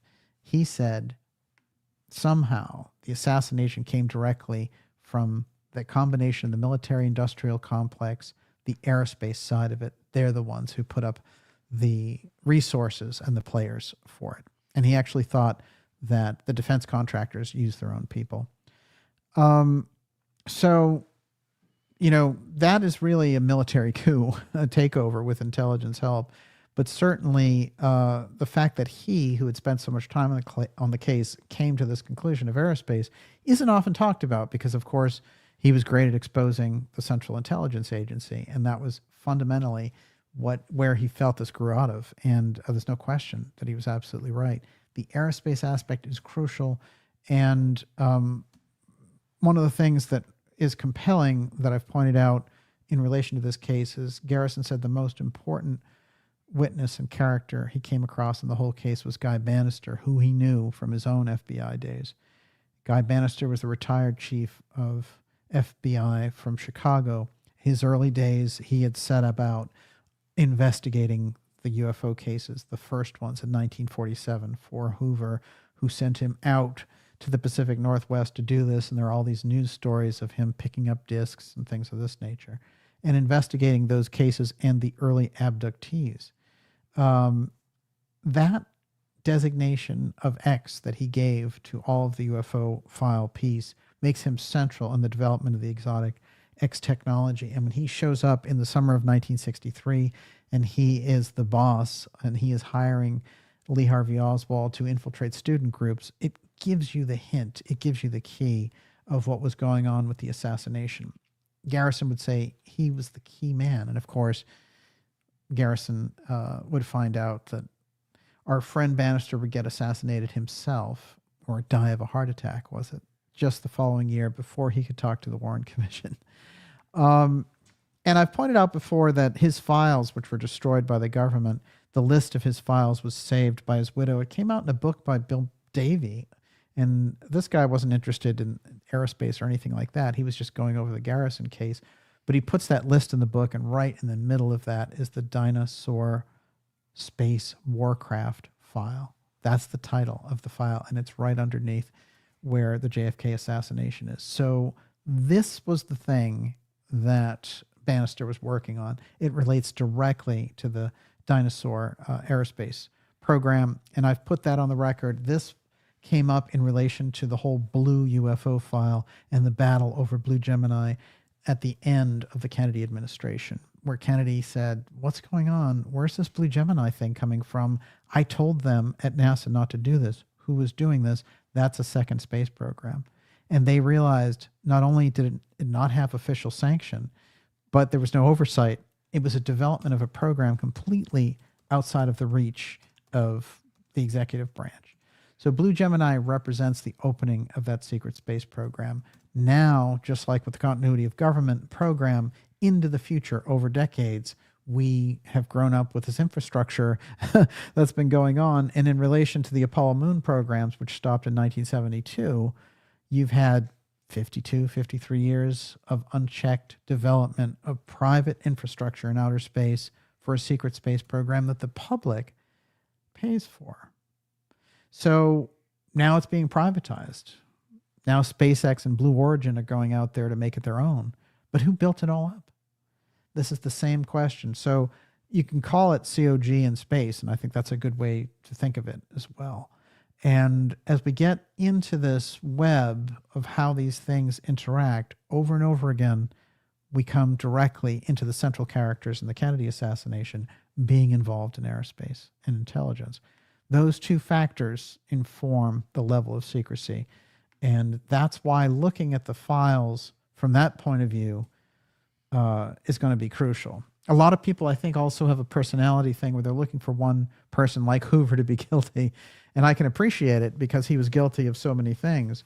But I think what we need to do is look at them as a coalescence, a group that got together to do this. And there's a number of researchers who'd back us up on that. All right, what do you got there? Jimmy Lyle Kenmer, DJ, do you think the UFO tech came through LTV? I think, let's see if I'm right. I think I have, from last week, I showed the pancake, and they had that in 1946. The pancake looks very advanced beyond anything else that was going on at the time, and it looks like, aside from the kind of propeller part, it looks like it has the whole shape of the UFO, etc. I have their Corsair logo there, but LTV, in my opinion, is one of the developers of the exotic UFO technology. They're one, and it shows in their power base, and that's why Bird is involved in all the rest of it. I do think also that the struggle that people talk about in relation to Kennedy and intelligence extends directly into that space aspect, because remember, Kennedy didn't want a militarized space project. He wanted space for science. He wanted it to be for the sea of humanity. And they had different plans. The other problem is Kennedy wanted to share the UFO file. That's on the record. It's undeniable. We've put it out there. And we've been early on a lot of these things, opening it up. It is starting, that part of that dam is starting to break now. And I mentioned that there's an official out there who was part of the Kennedy administration who talked about getting UFO briefings from the likes of his intel people like Richard Bissell, who was in charge of Blue Book and other things. So Kennedy is in the middle of that transition, trying to pull the UFO file back under the executive branch. President Trump will do the same thing with the Space Force some 50 years later. So this is the nature of the clash that's going on there, which is that aspect of the development of UFO technology, space infrastructure, that is outside of the realm of humanity's or should we say the United States constitutional governmental structure. It's somehow gotten away from that, just like the COG people have somehow got away from that, the utilization of the black budget and so forth. So we do exist in a kind of schizophrenic situation in the public where they're doing a number of advanced things and we don't get represented on it, and we certainly don't get our hands on the results. Instead, we get these weird things that come out. They throw advanced AI at you and they say, "Oh well, AI. We're wringing our hands about what AI might do to civilization." Look, they've been working on it, AI, very regularly since 1968, I think. And they know all kinds of things about it. The public has no idea. So they know the results, what they're going to get out of AI. All that hand wringing is nonsense. And they're going to utilize it. And they're going to also use it as an excuse when things go wrong. Oh, that damn AI did it. Just like those damn aliens did it. So we have to stay very, very sharp on that. But it's a good question because LTV, with some of the very unusual memos that I read of theirs last week when they were talking about a 1970 Mars program and how their vehicles were going to be used for this and how they were going to project television to Mars from their satellites. And, how it would feed back images that they could feed back and all the rest of it. That's advanced. And that's in the mid-60s, and they're planning for this. Now, the sophisticated backup that we have for this that gives us something more than just, okay, this was a nice idea that somebody had, is the account in the autobiography of Gordon Cooper about what he was told by Werner von Braun: get ready, we're going to Mars, and you're going to lead the program. That was 1966.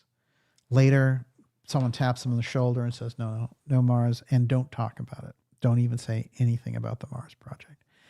They certainly went to Mars, and according to Cooper, they certainly had a plan to go there in 1966. But he heard later in 1975 that there was a plan and that they were going to get there by 1980. And he said, that's never got announced. I don't know what happened to it, but I heard from pretty good sources they were going to do this.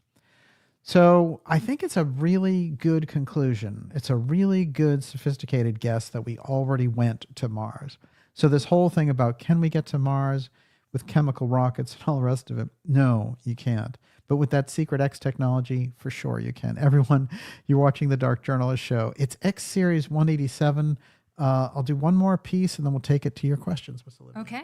All right, fantastic. What do you got there? Mark is asking, I heard that Peter Dale Scott identified Philip Corso as a leading figure who set the stage for Oswald being an agent of Russia. Any thoughts? I don't recall Corso, Scott saying that about Corso, but we know Corso was briefing the Kennedys on the UFO file monthly. That's in his own book. So he was briefing Robert, and then Robert would take him in to see John, and he would brief them both. And he said that they built the X-15, Dornberger and all the rest of it, so that they could do what? That they could follow and track these UFOs. So he was definitely in the heart of that program. He'd come out of the whole Roswell redevelopment program. So Corso was a deep, deep insider. And I think that his work got obscured. What he was trying to get us across to us went much deeper, I think, than just Roswell. There's two quick images I want to show, and then we'll launch into this final segment here. This image I like to put on the record. This is LBJ kissing the hand. Whenever I've put this out on Twitter or whatever, it always gets a huge response. He's kissing the hand of Senator Byrd of Virginia, who is also the cousin of D.H. Byrd. How do you get a president to kiss a senator's hand? This is a good question.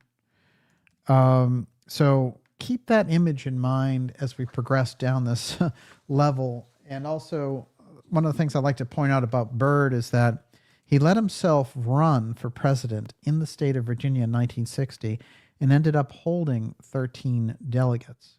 So if they needed it, if there was a way to throw that election to Nixon and deprive Kennedy of the victory, he had the 13 electors that could go Nixon's way. So he was deep in the infrastructure of trying to keep Kennedy out of office. And D.H. Byrd, in fact, became the person who assisted in that process of removing Kennedy from it. And of course, he was the owner of the Texas School Book Depository. What's also important is he's one of the original people who set up the Civil Air Patrol, and it was Oswald who was recruited into that at the age of 15.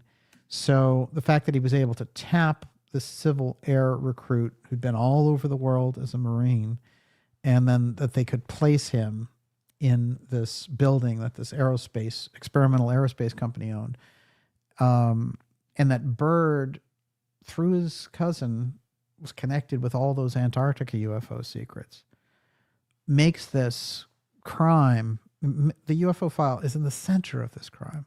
And I defy any researcher to say that it's not. It's an amazing thing because all of the deep state people, they don't want to deal with the UFO file at all, but it's sitting there in the middle of this case. There's no way to get around it. What is important, I think, is that anyone, even if you don't believe in the UFO file or whatever, you can see the aerospace aspect in the case by the presence of LTV, by even the aerospace connections of Oswald himself, not to mention Guy Bannister, who ran the UFO file. It is intrinsic in the crime, so it needs to be understood that way. When the files roll out, I believe they're going to try the distraction methods, but keep the aerospace piece in mind. I'm looking forward to opening up those files. If they can get Joe and Eddie's files, it may be a slam dunk. It may be in those files that we get it. If they're able to let things out and block the Joe and Eddie's files, the whole premise of transparency is in trouble on that. Okay, I've got more to go into here, but I think with questions we're running late, so we're going to jump in now. And Miss Olivia, that means you're up. Okay, David Tormina. DJ, you pointed out that secret societies have long used mining as their source of wealth. Yes. That would include oil for sure. Is it possible a figure like D.H. Byrd was a member of this occult society? The White Russians became best friends with the, quote, Texas oil men. Yes. Or were they really the American faction of the left-hand path occult deep state? Well, it's a good question. We know from Blavatsky and from Steiner that the mystery schools and the secret societies were clashing in the American political system. So that by the time Blavatsky got here in 1875, 3/4 of the American political process was controlled by some secret society.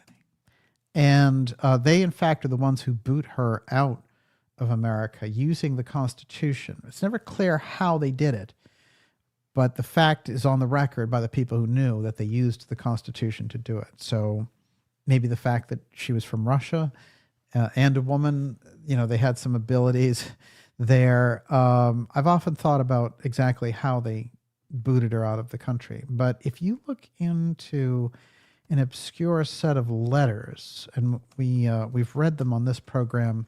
I might do more because there are more that I found, but they're letters by Blavatsky to her sister, and this back and forth.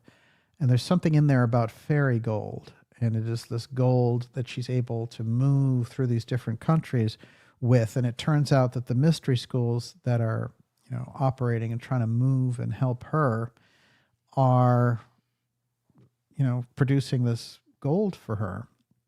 And Henry Alcott, who was kind of, the sensible sidekick in the whole thing. And he was the guy who was the general during the Civil War who went on the kind of Warren Commission panel of the day. And, he was well known, and he gave up all of that and became a writer in this weekly newspaper in the New York Times about spiritualism. And that's how he interfaces with Blavatsky when she gets here in 1875.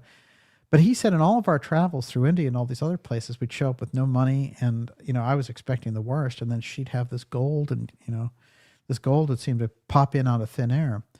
Well, he tells that story to the sister, to Blavatsky's sister, who's a very famous novelist, in fact, in Russia, famous for her children's stories and romances and other things. And what she does is she writes back and she says, well,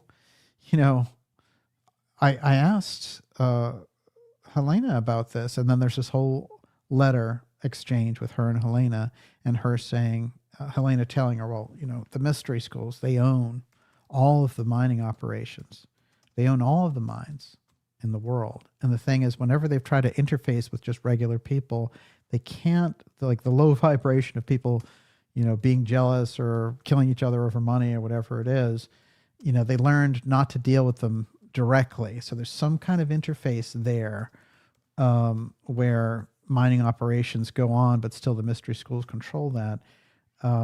It's interesting to note that, we're talking about the richest man in the world, that Musk's father was deeply involved in an emerald mine operation, and that his mother, Mae Musk, was involved in the Kalalea, the investigation of this secret unknown land, a missing chapter in history, kind of the South African Atlantis, and that her family was committed to doing that, and they moved her all over South Africa looking for this lost city. And there's lots of traces, many, many traces of this very, very unusual missing chapter.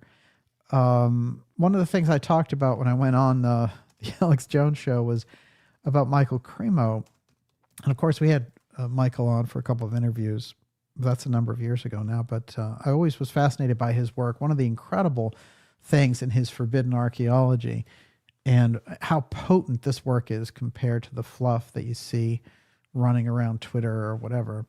But Cremo, in his deep study of the archaeology in South Africa, found the mining operations and the things like the footprints in the mud and all of these things that indicate human activity, not 5,000, not 50,000, not 500,000, but 5 million years ago.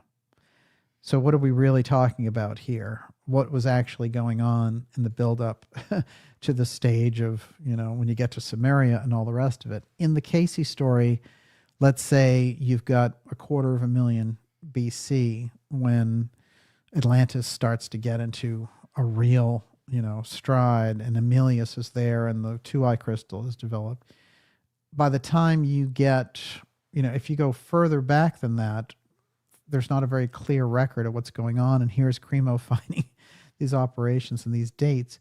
So whenever we get around the unusual figure of Musk, and, I always go to the archaeology wars, just like I did with Hemingway. Hemingway is such a famous novelist. You think you could just sit here all night and talk about his incredible, legendary novels. But the way that I talk about Hemingway is all about the fact that his mother was close to Casey and getting readings on Bimini, which is why he was there in the hot zone looking for Poseidon temple ruins off the coast of Bimini and between that and Cuba.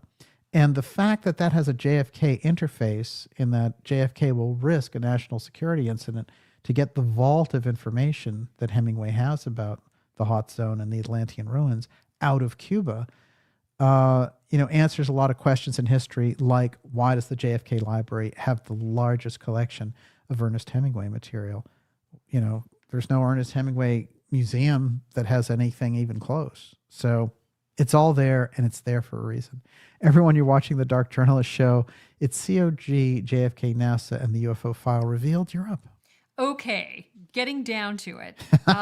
Folk Wolf 190D says, do you believe that anti-gravity tech was discovered by 1963, and that secret was under threat of being exposed by JFK to the Russians, which led to his assassination?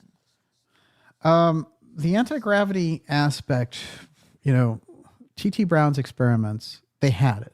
There's no question that they had it. And they had it at least in the 1950s, probably a lot earlier. If you're looking at, the NIMSA chronicle of things that took place in the 19th century, and when you think of it from that level, they may have had elements of the anti-gravity there, but by the 50s it was perfected. So they had to keep it underground for a number of reasons. So many industries apparently were threatened by this, but there's also some aspect going on there in that X-Protect group, which shares anything that was developed through the X technology, whether it's the Tesla work or work off the UFO file, the redevelopment of the Aztec craft or something. They have to hold on to that at such a level, at such a risk, because it contains this apotheum effect, and the apotheum effect is this reality distortion thing that happens as a result of interacting with it. For example, missing time is the best example. And it's amazing because, and I'll show blow-ups of these. I didn't have a chance to blow them up for the show, but I remember the story about the Betty and Barney Hill case and how after the story was reported, the Boston Globe sent out a reporter and he could not get a picture of Betty and Barney Hill because there they are in the middle of telling their story about this incredible abduction and everything that took place with them. And the pictures are coming out with no faces. And I have just the spreadsheet here for you. I have the individual slides that I'll put out on my Twitter account, which is just Dark Journalist, but it should be easy enough to find. I'll put a link. There's a link actually to my Twitter account in the description of this video. But the pictures, you can't really see them here, but they're all distorted. And I believe there's like a weird apotheum leftover from their encounter that takes place. This is the reason, in my opinion, for all of the secrecy around the UFO file, which is it goes beyond aliens. It goes beyond that whole thing. It does go in some level to the control of the financial centers and, you know, the resources on the planet and all the rest of it, and how a small group wants to hoard this great advantage. But there's something else, which is the ability to aim the apotheum as a weapon is something that I believe has eluded them, because I think it has almost like a boomerang. You're not sure exactly, even after all this time, how to utilize it perfectly. But they certainly are more advanced beyond other countries in relation to this, although we get hints that Russia is right on the cusp of it as well. But the apotheum effect is the thing that's too little understood or talked about. Instead, you get CIA people talking about how great they are, taking chances, you know. Right, giving themselves credit. Yeah, and like, you know, oh, it's an ontological shock and all this. Come on, you know, you're counterintelligence people on a mission, and that mission is to hoodwink the American people into a CIA UFO threat, and you're softening it up now and literally utilizing kind of ideas room-esque, X-series-esque information like psionics and things like that. I love that egg. Actually, Lou wants a job. Yes, he's working. He's going to work. Absolutely. You know, it's this or Wendy's for him, basically. What do you got? Okay. So also, Folkwolf 190D. Is the secret space program in danger of being exposed by the Trump administration through Doge, or is classified funding channels beyond the reach of Doge entirely? Well, the secret space program interacts with SpaceX. It was set up, SpaceX was set up via this incredible space infrastructure that had been privatized. So Blue Origin, you know, it's interesting to note that Gordon Novell was associated with Robert Bigelow as well. So Bigelow Aerospace in relation to the UFO file and all this. You know, we're getting into very deep territory when you get into the secret space program, because you're talking about a group there. And one of the greatest explanations of this came through the work of what they call the NASA hacker, Gary McKinnon, who I think is reemerging now with some new information and things. This guy was a very important trailblazer. That's where we get the secret space program, from the fact that he, quote unquote, hacked into NASA. Well, he found a way in, and in those records, he found a number of interesting things. But the thing that I've always cued in on is the off-world officers list. An off-world officers list, we don't know anything about off-world officers. So that's something that's been left out of the public record. That's something that's left out. And if you get rid of the public space program when you destroy Challenger in 1986, that's the end of the manned space missions. Forget it. That's the Kennedy program assassinated again. 63, the assassination, 86, they assassinate the entire space program that he had. So, you have to trek with this in terms of what they needed to get rid of, the infrastructure they needed to get rid of. But inside there, in what they're developing with the secret space program, this guy, McKinnon, who's given some very interesting talks on this and how it happened and how he was just interested in UFOs and did this. And I can tell you on the record how much the United States government wanted this guy. And it was going to be like a Julian Assange situation.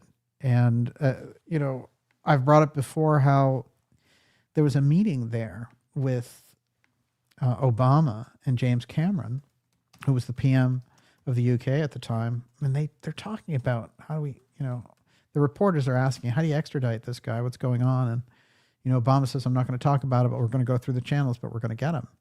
Well, they didn't. They had some kind of, they got off the hook on a legal technicality about Asperger's, but it was close and it was a dangerous situation for him for sure. But what he got to put on the record is the off-world officers list. We've got it. We've got that reference. So this is crucial. That is game-changing. And I'm always good at spotting what moves and shifts things from the place that we were. So if we know that there's an off-world officers list, it means there's something completely out there that has nothing to do with public oversight.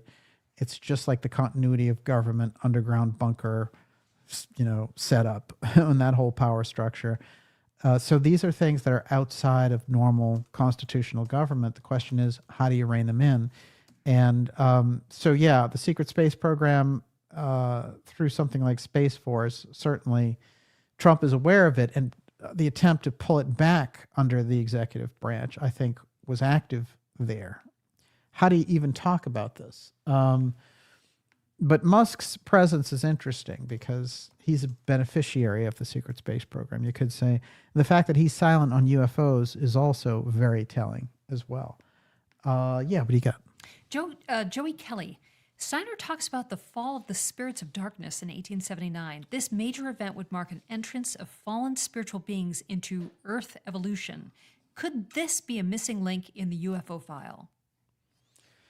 Well, this is a fascinating aspect, and that date is specified by Steiner, and it's specified by other very important figures in history, including the person who coined steganography.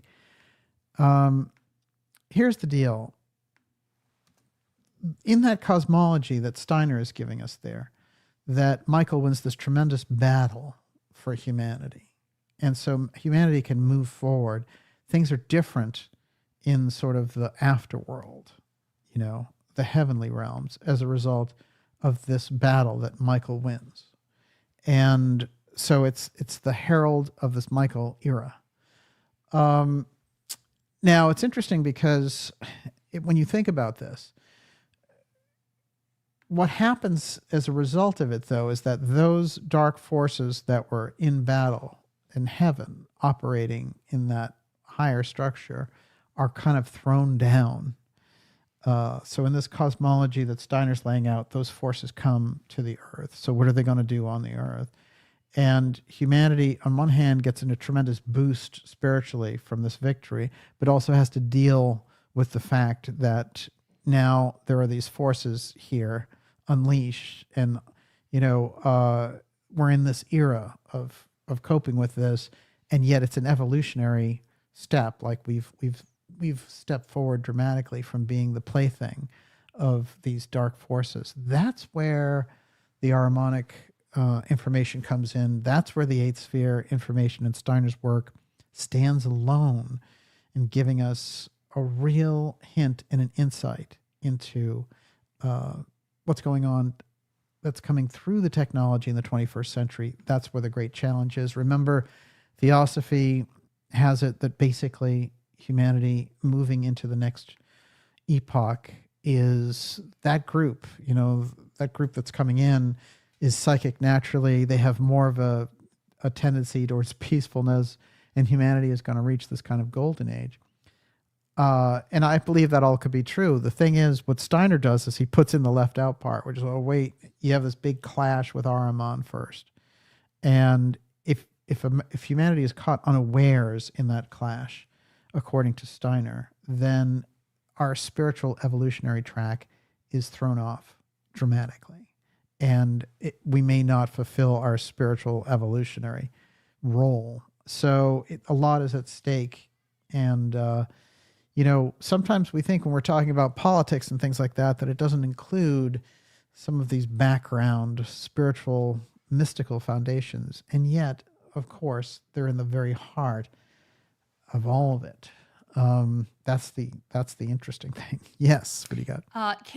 Canvas a monkey. Trump's golf course in Bedminster, New Jersey was purchased from John DeLorean in 2002. Oh, it was recently plagued with mystery drones. Interesting connection. Wow. Well, as soon as the drone activity reached that fever pitch and then they were over Bedminster, it's huge messaging. Come on. And drones, drone deflection technology was adopted by Trump in his security detail. And you saw, this incredible detail and all the limos and stuff. And they had what on top? These drone deflectors, these rockets ready to, send them back and take them out. So things changed. Things changed with the drone swarm, and the conversation needs to change on the drone swarm. That was a massive demonstration, in my opinion, by Northcom. Somebody was out there demonstrating their superiority, and it was a massive test, but also bringing in the idea of a threat, a sky emergency, a threat from the skies, opens you up to the continuity of government emergency powers aspect.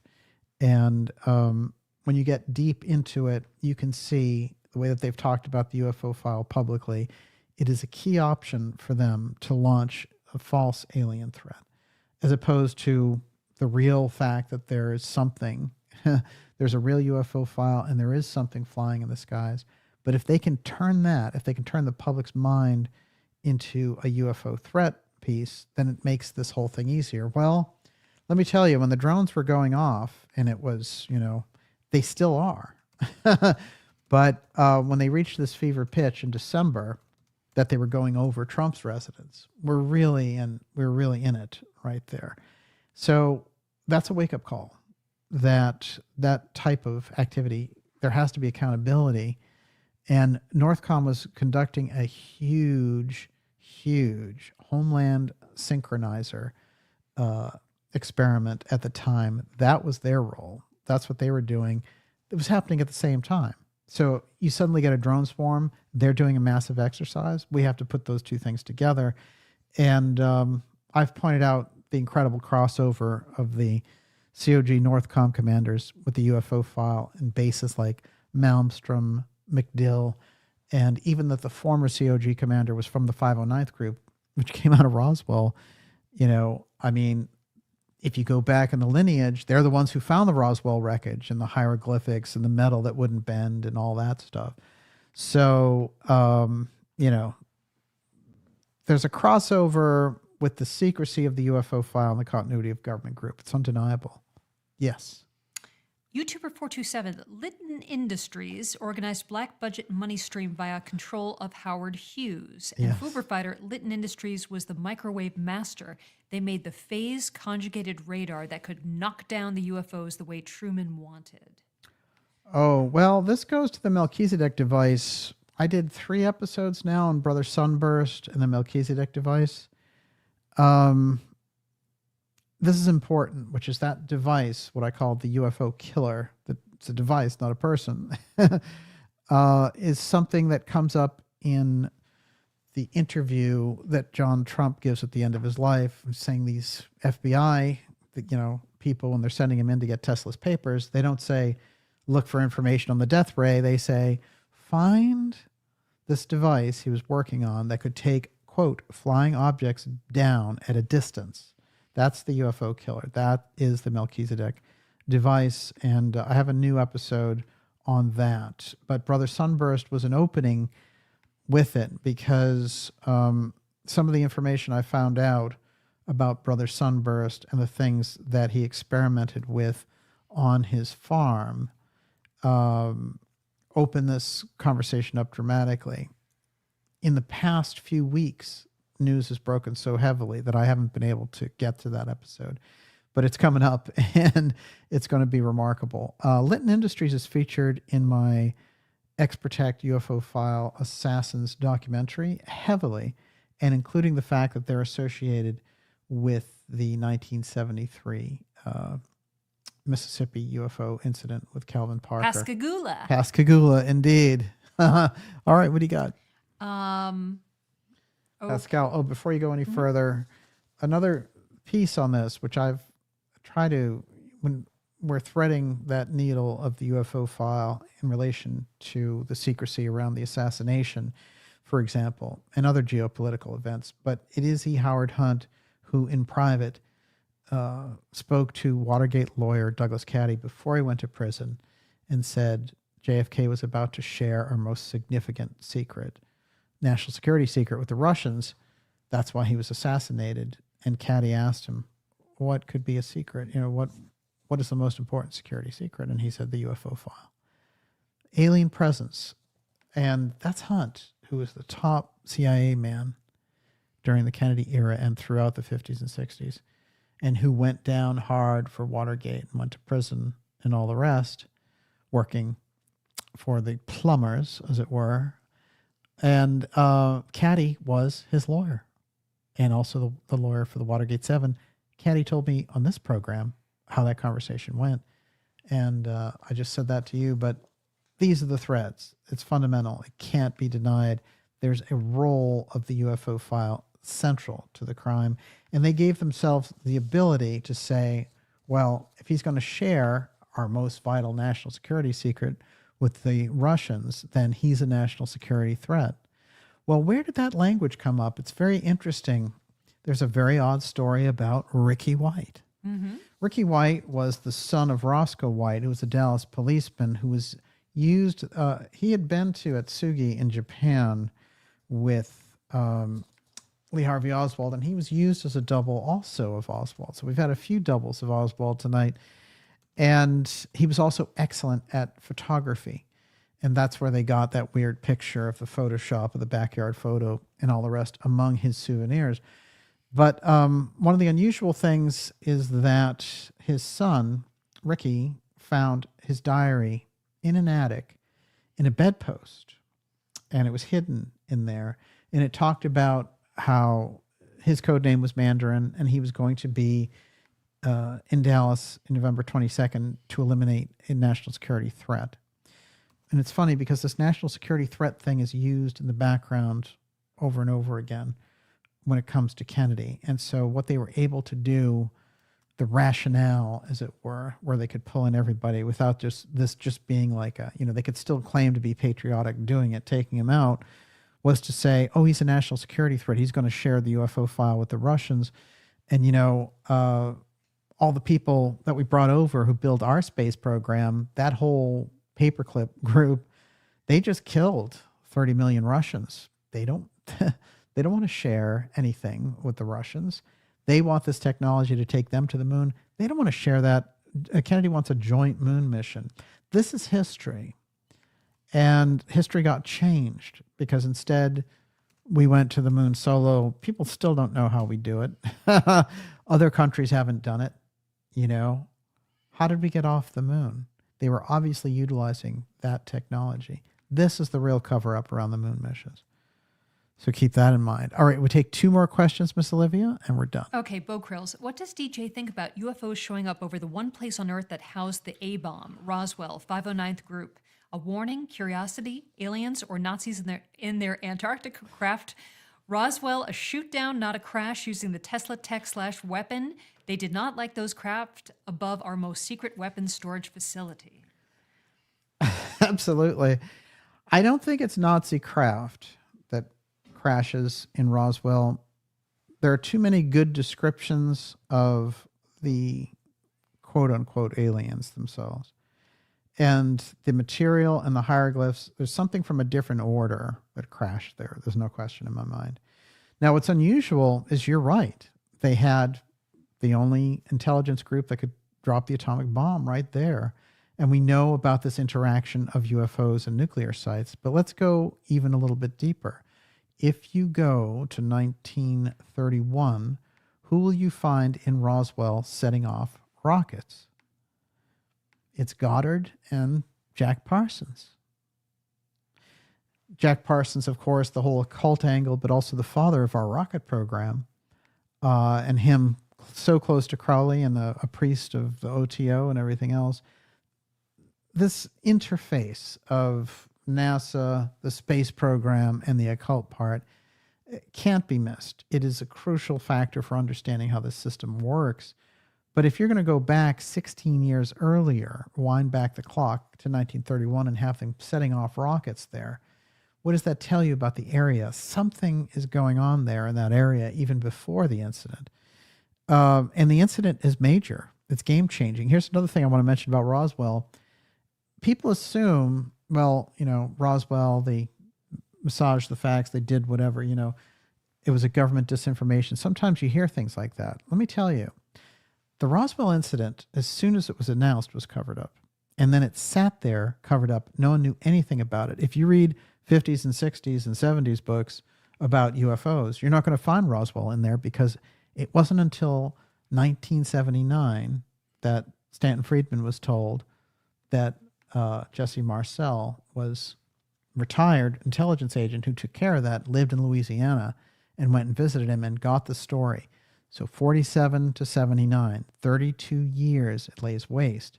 So this idea that, the government left out a story, they let out a story about this alien crash or whatever, and it's a whitewash. No, they covered it up immediately, and no one heard anything about it for 32 years.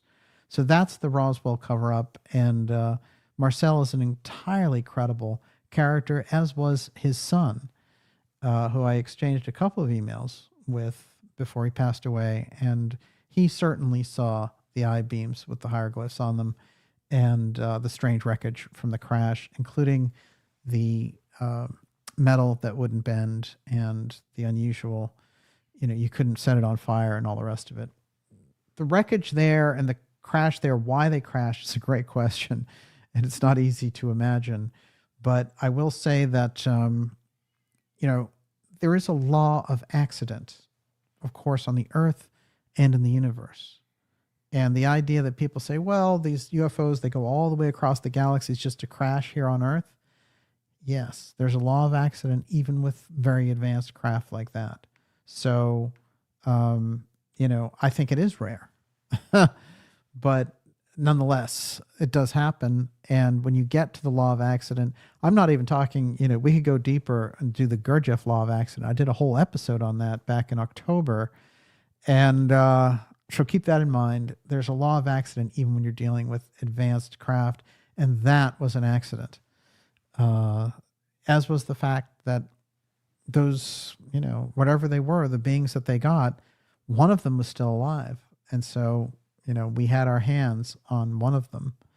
And that whole thing about alien autopsy and, it's a story, it's a legend back there, but it had some truth to it. And then they did a fraud version of it for marketing. So whenever you're in this field, you're dealing with two forces working all the time: intel, disinformation, and marketing. And if you can get right down the middle, you're going to get to the core of the really good information, which is definitely worthwhile. It's the line between the devil's teeth, as they call it. Everyone, you're watching the Dark Journalist Show. This is COG, JFK, NASA, and the UFO file revealed. We'll take one last question and wrap up our episode for you, which is loaded with information. And we're going to do this as a build-up to the JFK files. I'm going to find that level of information on the aerospace side to understand how the connection of JFK with the UFO file made the case that the crime sits with aerospace. It's an aerospace crime. And if we can get that the intelligence agency is working with aerospace, the purpose was aerospace and the intelligence agencies carried it out, then the whole thing is going to open up for us dramatically, as opposed to being trapped into, state actors like Cuba or something like that. It's not going to fly. People have researched that for decades.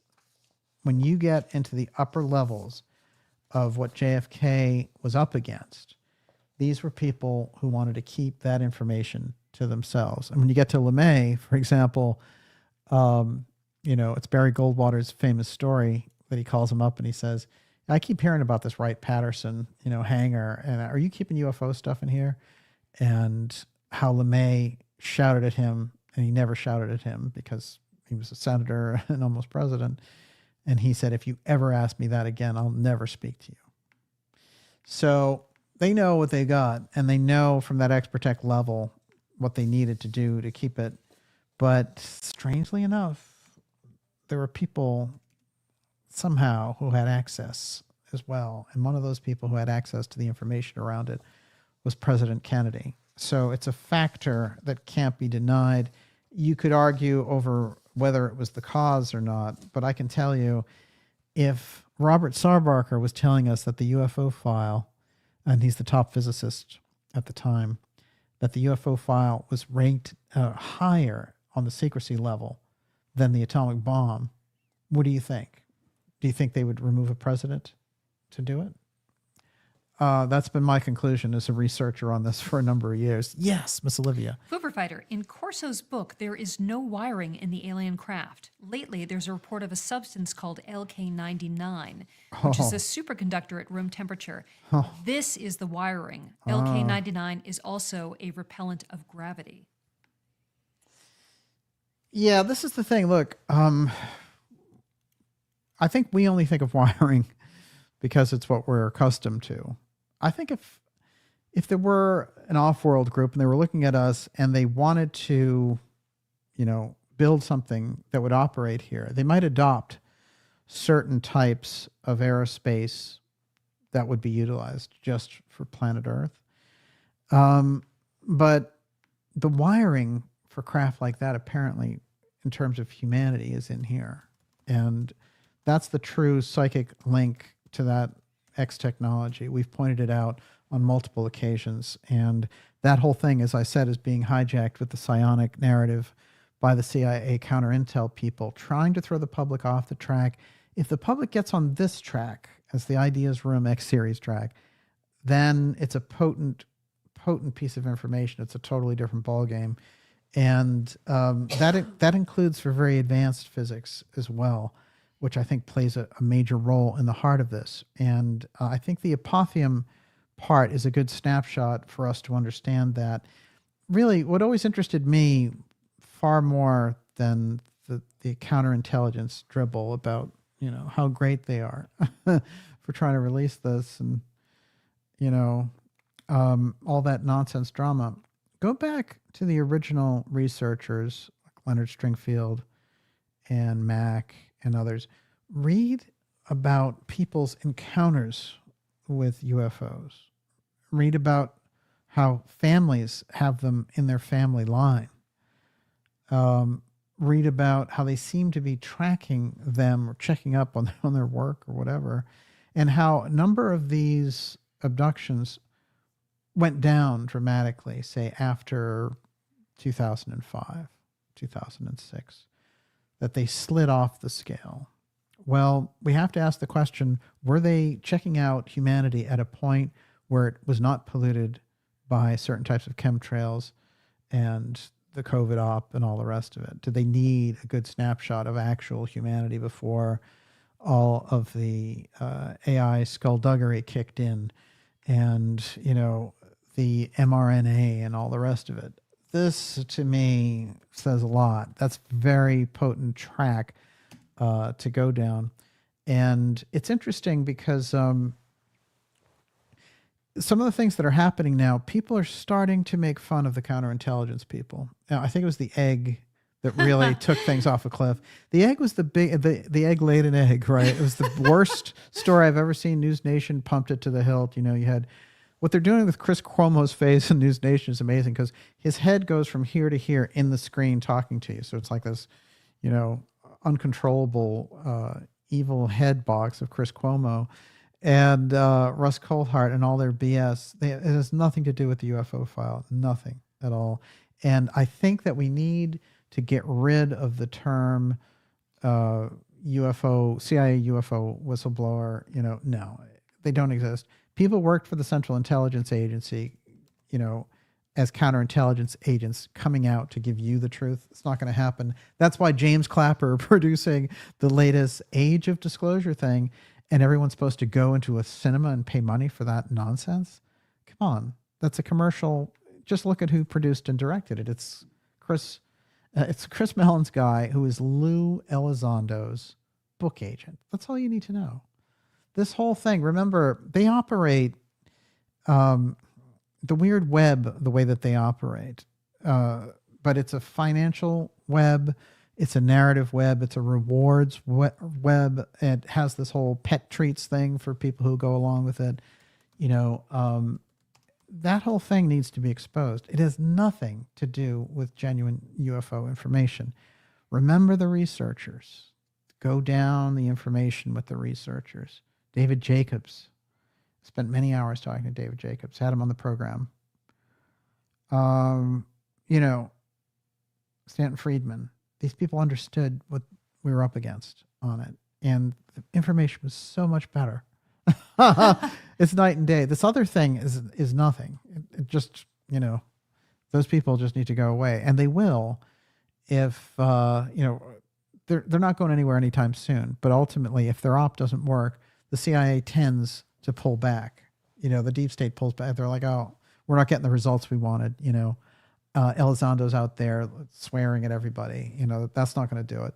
And threatening lawsuits. Yeah. Oh, well, they changed his get up. He doesn't go after people as much, but behind the scenes he does now. He just sends lawyers after them. And that cracks me up because I've always said, bring it on. You just bring it on, because I will have the top New York law firm spin through your past and your background and discovery so fast that it will make your counterintelligence head spin. That's a promise. And I can't wait. I would love to do a series of episodes of the lawsuits of Lou Elizondo. And that would be my new series. And with that, let me ladies ask and gentlemen, this final question. Yes. Because it's so important. Linda Pinty says, can you explain why Elon Musk, the richest man in the world who must know about these evolved technologies, is still building rockets? And do you think humans have already been to Mars? Yes, I do. I think because the plans existed. See, we have some truth tellers who came forward, like Gordon Cooper, who said they recruited me for the Mars program. Then they said, don't talk about it. Well, that meant it went black. Later, he heard it was happening in 1980. It makes sense. And I'm not even going to say what it is, but there's going to be an episode in the next couple of episodes that will open up directly on this.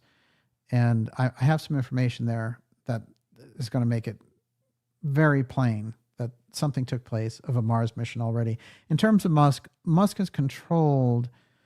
You have to understand the group that calls itself Elon Musk. They're controlled very heavily by DARPA. They're controlled by contract. He's a defense contractor. He's introducing all these different things. He's acting as a CEO, X, and all the rest of it, trying to get that power. And there have been improvements to X. There's no question about it. But nonetheless, him saying, well, I don't know what UFO, there are no UFOs, but I wish there were, and all, it's all nonsense. If you, the minute you get into that program, they tell you, you can't talk about UFOs unless we tell you what to say, and that goes for Blue Origin and all the rest of it. You can't go up there. The U.S. government runs space. So they privatized space in order to put people like that up there so there'd be no trail. So that they have big plans in space for SpaceX and all the rest of it. And their development in space is already off the charts. So my question for someone like Musk is, why do you deny the reality of the UFO file? The only answer could be, I have to. I'm under contract. And I believe that. But there's weird things there about the moon and Mars relating to Musk. We're going to get more and more into it as time goes on here. And with that, Miss Olivia. Is it they live? I got to tell you, I would not be surprised. I keep circling I think it's back a great, to I think They Live is a tremendous eye-opening experience. And as a movie holds up some 35 years later. But wow, what a great crowd tonight. Fantastic. And I'm going to do some shout outs here before we go, but your super chats are up first. Okay, I'd like to thank Yes. Occult Fan, Descat Brock, Eurythmia's Fun, Ray Story, Brian Whitaker, Norman Lee Smith Music, Channeling the Heart Barbara Joyce, Jake, Bill, Jacqueline Diamond, Mirror 13, Nancy Mercier, Bo Krills, Kevin Bauman, Amarillo Gunrunners, Jay Parsons, Con Healy, Keen Eye, and Johnny Ricardo Bound. Thank you so much for your generous super chats. Wow, fantastic. And it's been great to be here with you. We will be back here with you again next week. And for all of you that are new to the program, please go to darkjournalist.com, sign up for our free newsletter that'll keep us in touch and get around all of the censorship. And in that newsletter, you'll find out all about the exciting interviews that we have coming up for you that will blow your mind. X-Series episodes, the best is yet to come. Documentaries, live events coming up. It's all there. So stand up and be counted and make sure you do it. A few shout outs here before we go. And Wally Tango, it's great to see you, sir. Johnny Ricardo Brown, Roddy Piper. Piper was a deep, deep guy, it turned out. And, a sensitive soul. His a gentle bio giant. about surviving on the streets of Canada when he was, struggling to get his career going, very heavy, very, very intense. Red Cap Goblin. Tina Boric, good night and God bless you all. Thank you, Tina. Good show. Great show. Jack Nelson. Thank you, Jack. April sings. April, it's great to have you out there. Fantastic. Good night, everyone. DJ and Olivia. Camelot, come again. It's a possibility if we can gain it and keep it. Yes, remember, Casey said, mind is the builder. Mind is the builder. Thoughts are things. Well, tells you a great deal, doesn't it? Nick Malone, DJ Research, Salvatore Pais, Space Force Anti-Grav Patents Scientist. Yes, I'm definitely aware of him. Very, very unusual and interesting material there. Red Cap, I love you too, DJ. We love you, Red Cap. DJ needs that blue suit, indeed. Wait, it's weird. You were talking about getting a blue suit earlier this week. That's true. Blue, electric blue, I'm telling you. Peace and blessings. Paul Engerhart, Esther Taylor's out there. Donna Marie, Bethany G. Smash that like button on your way out the door. Absolutely. Share the episode. Hit the like button. Subscribe. All of it. It's all there. They live. Haha. Thanks for endorsing that, Gem. I have come here to chew bubblegum and kick ass, and I'm all out of bubblegum. Let's see. When did we see Dr. Farrell again? Farrell. Dr. Farrell, yes. Oh, he's coming up for sure. He's been busy writing, and we have some deep stuff to go over with him coming up, and some really amazing stuff that you're going to be delighted about. Najat says, good night, dear Olivia. Olivia, bravo. You did a fantastic job. Nicely done. And let's see. Thanks, DJ Experimental Elemental. I know Kate's out there. It's great to see you. Don't step on DJ's blue suede shoes. Don New Way. I didn't even see him out there. Well, it's great to have you with us. Repo Man. Yes, indeed. Big fave. Repo Man's always intense, as we know. DJ, what days were you on, AJ? It was Monday.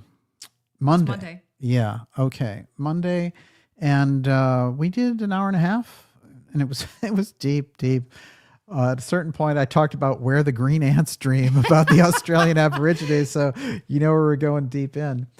Let's see what else we got. Mind is the builder? Yes, exactly. Mark, that is the point. Happy Hermit. How the deep state must hate you, DJ. Well, I think as Jim Garrison said, they knew they'd been danced with. Let's see. One day DJ needs to connect with Chris Bledsoe. You heard it here. Astara. Yeah. Well, it's an interesting thing how many intel people swarmed on Bledsoe, and I But think he sees through them. yeah, I'm not going to comment so much on that because there's some things about it, but I will at some point for sure. I just bought his book. Oh, well, that's I'm nice. giving it a chance. That's very nice. Yeah, I'm not going to say anything one way or the other. Shining a light in the dark. Thank you, Heather Sandstone. Right on. Wow, fantastic. I'm going to end on that quote. And everyone, it's so great to have you with us. We will be back next week. Of course, we have many special surprises coming up for you. And we'll be with you here on Friday. And, it says end broadcast, but after all, it never really ends. Never really ends. And Miss Olivia, bravo. And of course, we have great interviews coming up. Gigi Young's coming up. And highly recommend you check out her work. Talk about psionics. She's the real thing. And I actually like the sound of the word psionics. it's a too bad. cool word. It's too bad these bozos are using it. That's the way it goes. But never let it be forgot. Once there was a Camelot, of course, Bobby staying strong against the incoming fire from the likes of Goober Sounders and who else was in there? Oh, we had the worst people questioning him, some of the worst of all time. But Sanders took the cake. Yes. He was the pits. And Bobby said, humiliated himself, so it's okay. True. And Bobby said, you're the top recipient of pharmaceutical money. No wonder you're against this. But Bobby stood proud, and I think he did a fantastic job. So bravo, Bobby. And that's another feather in the hat of Camelot. And, in short, there's simply not a more congenial spot for happy ever aftering than here in Camelot. So Camelot can come again, and there may be a ghost of Camelot there at the White House. We'll see you all next week, everyone. Thanks so much, and have a great weekend. God bless everybody.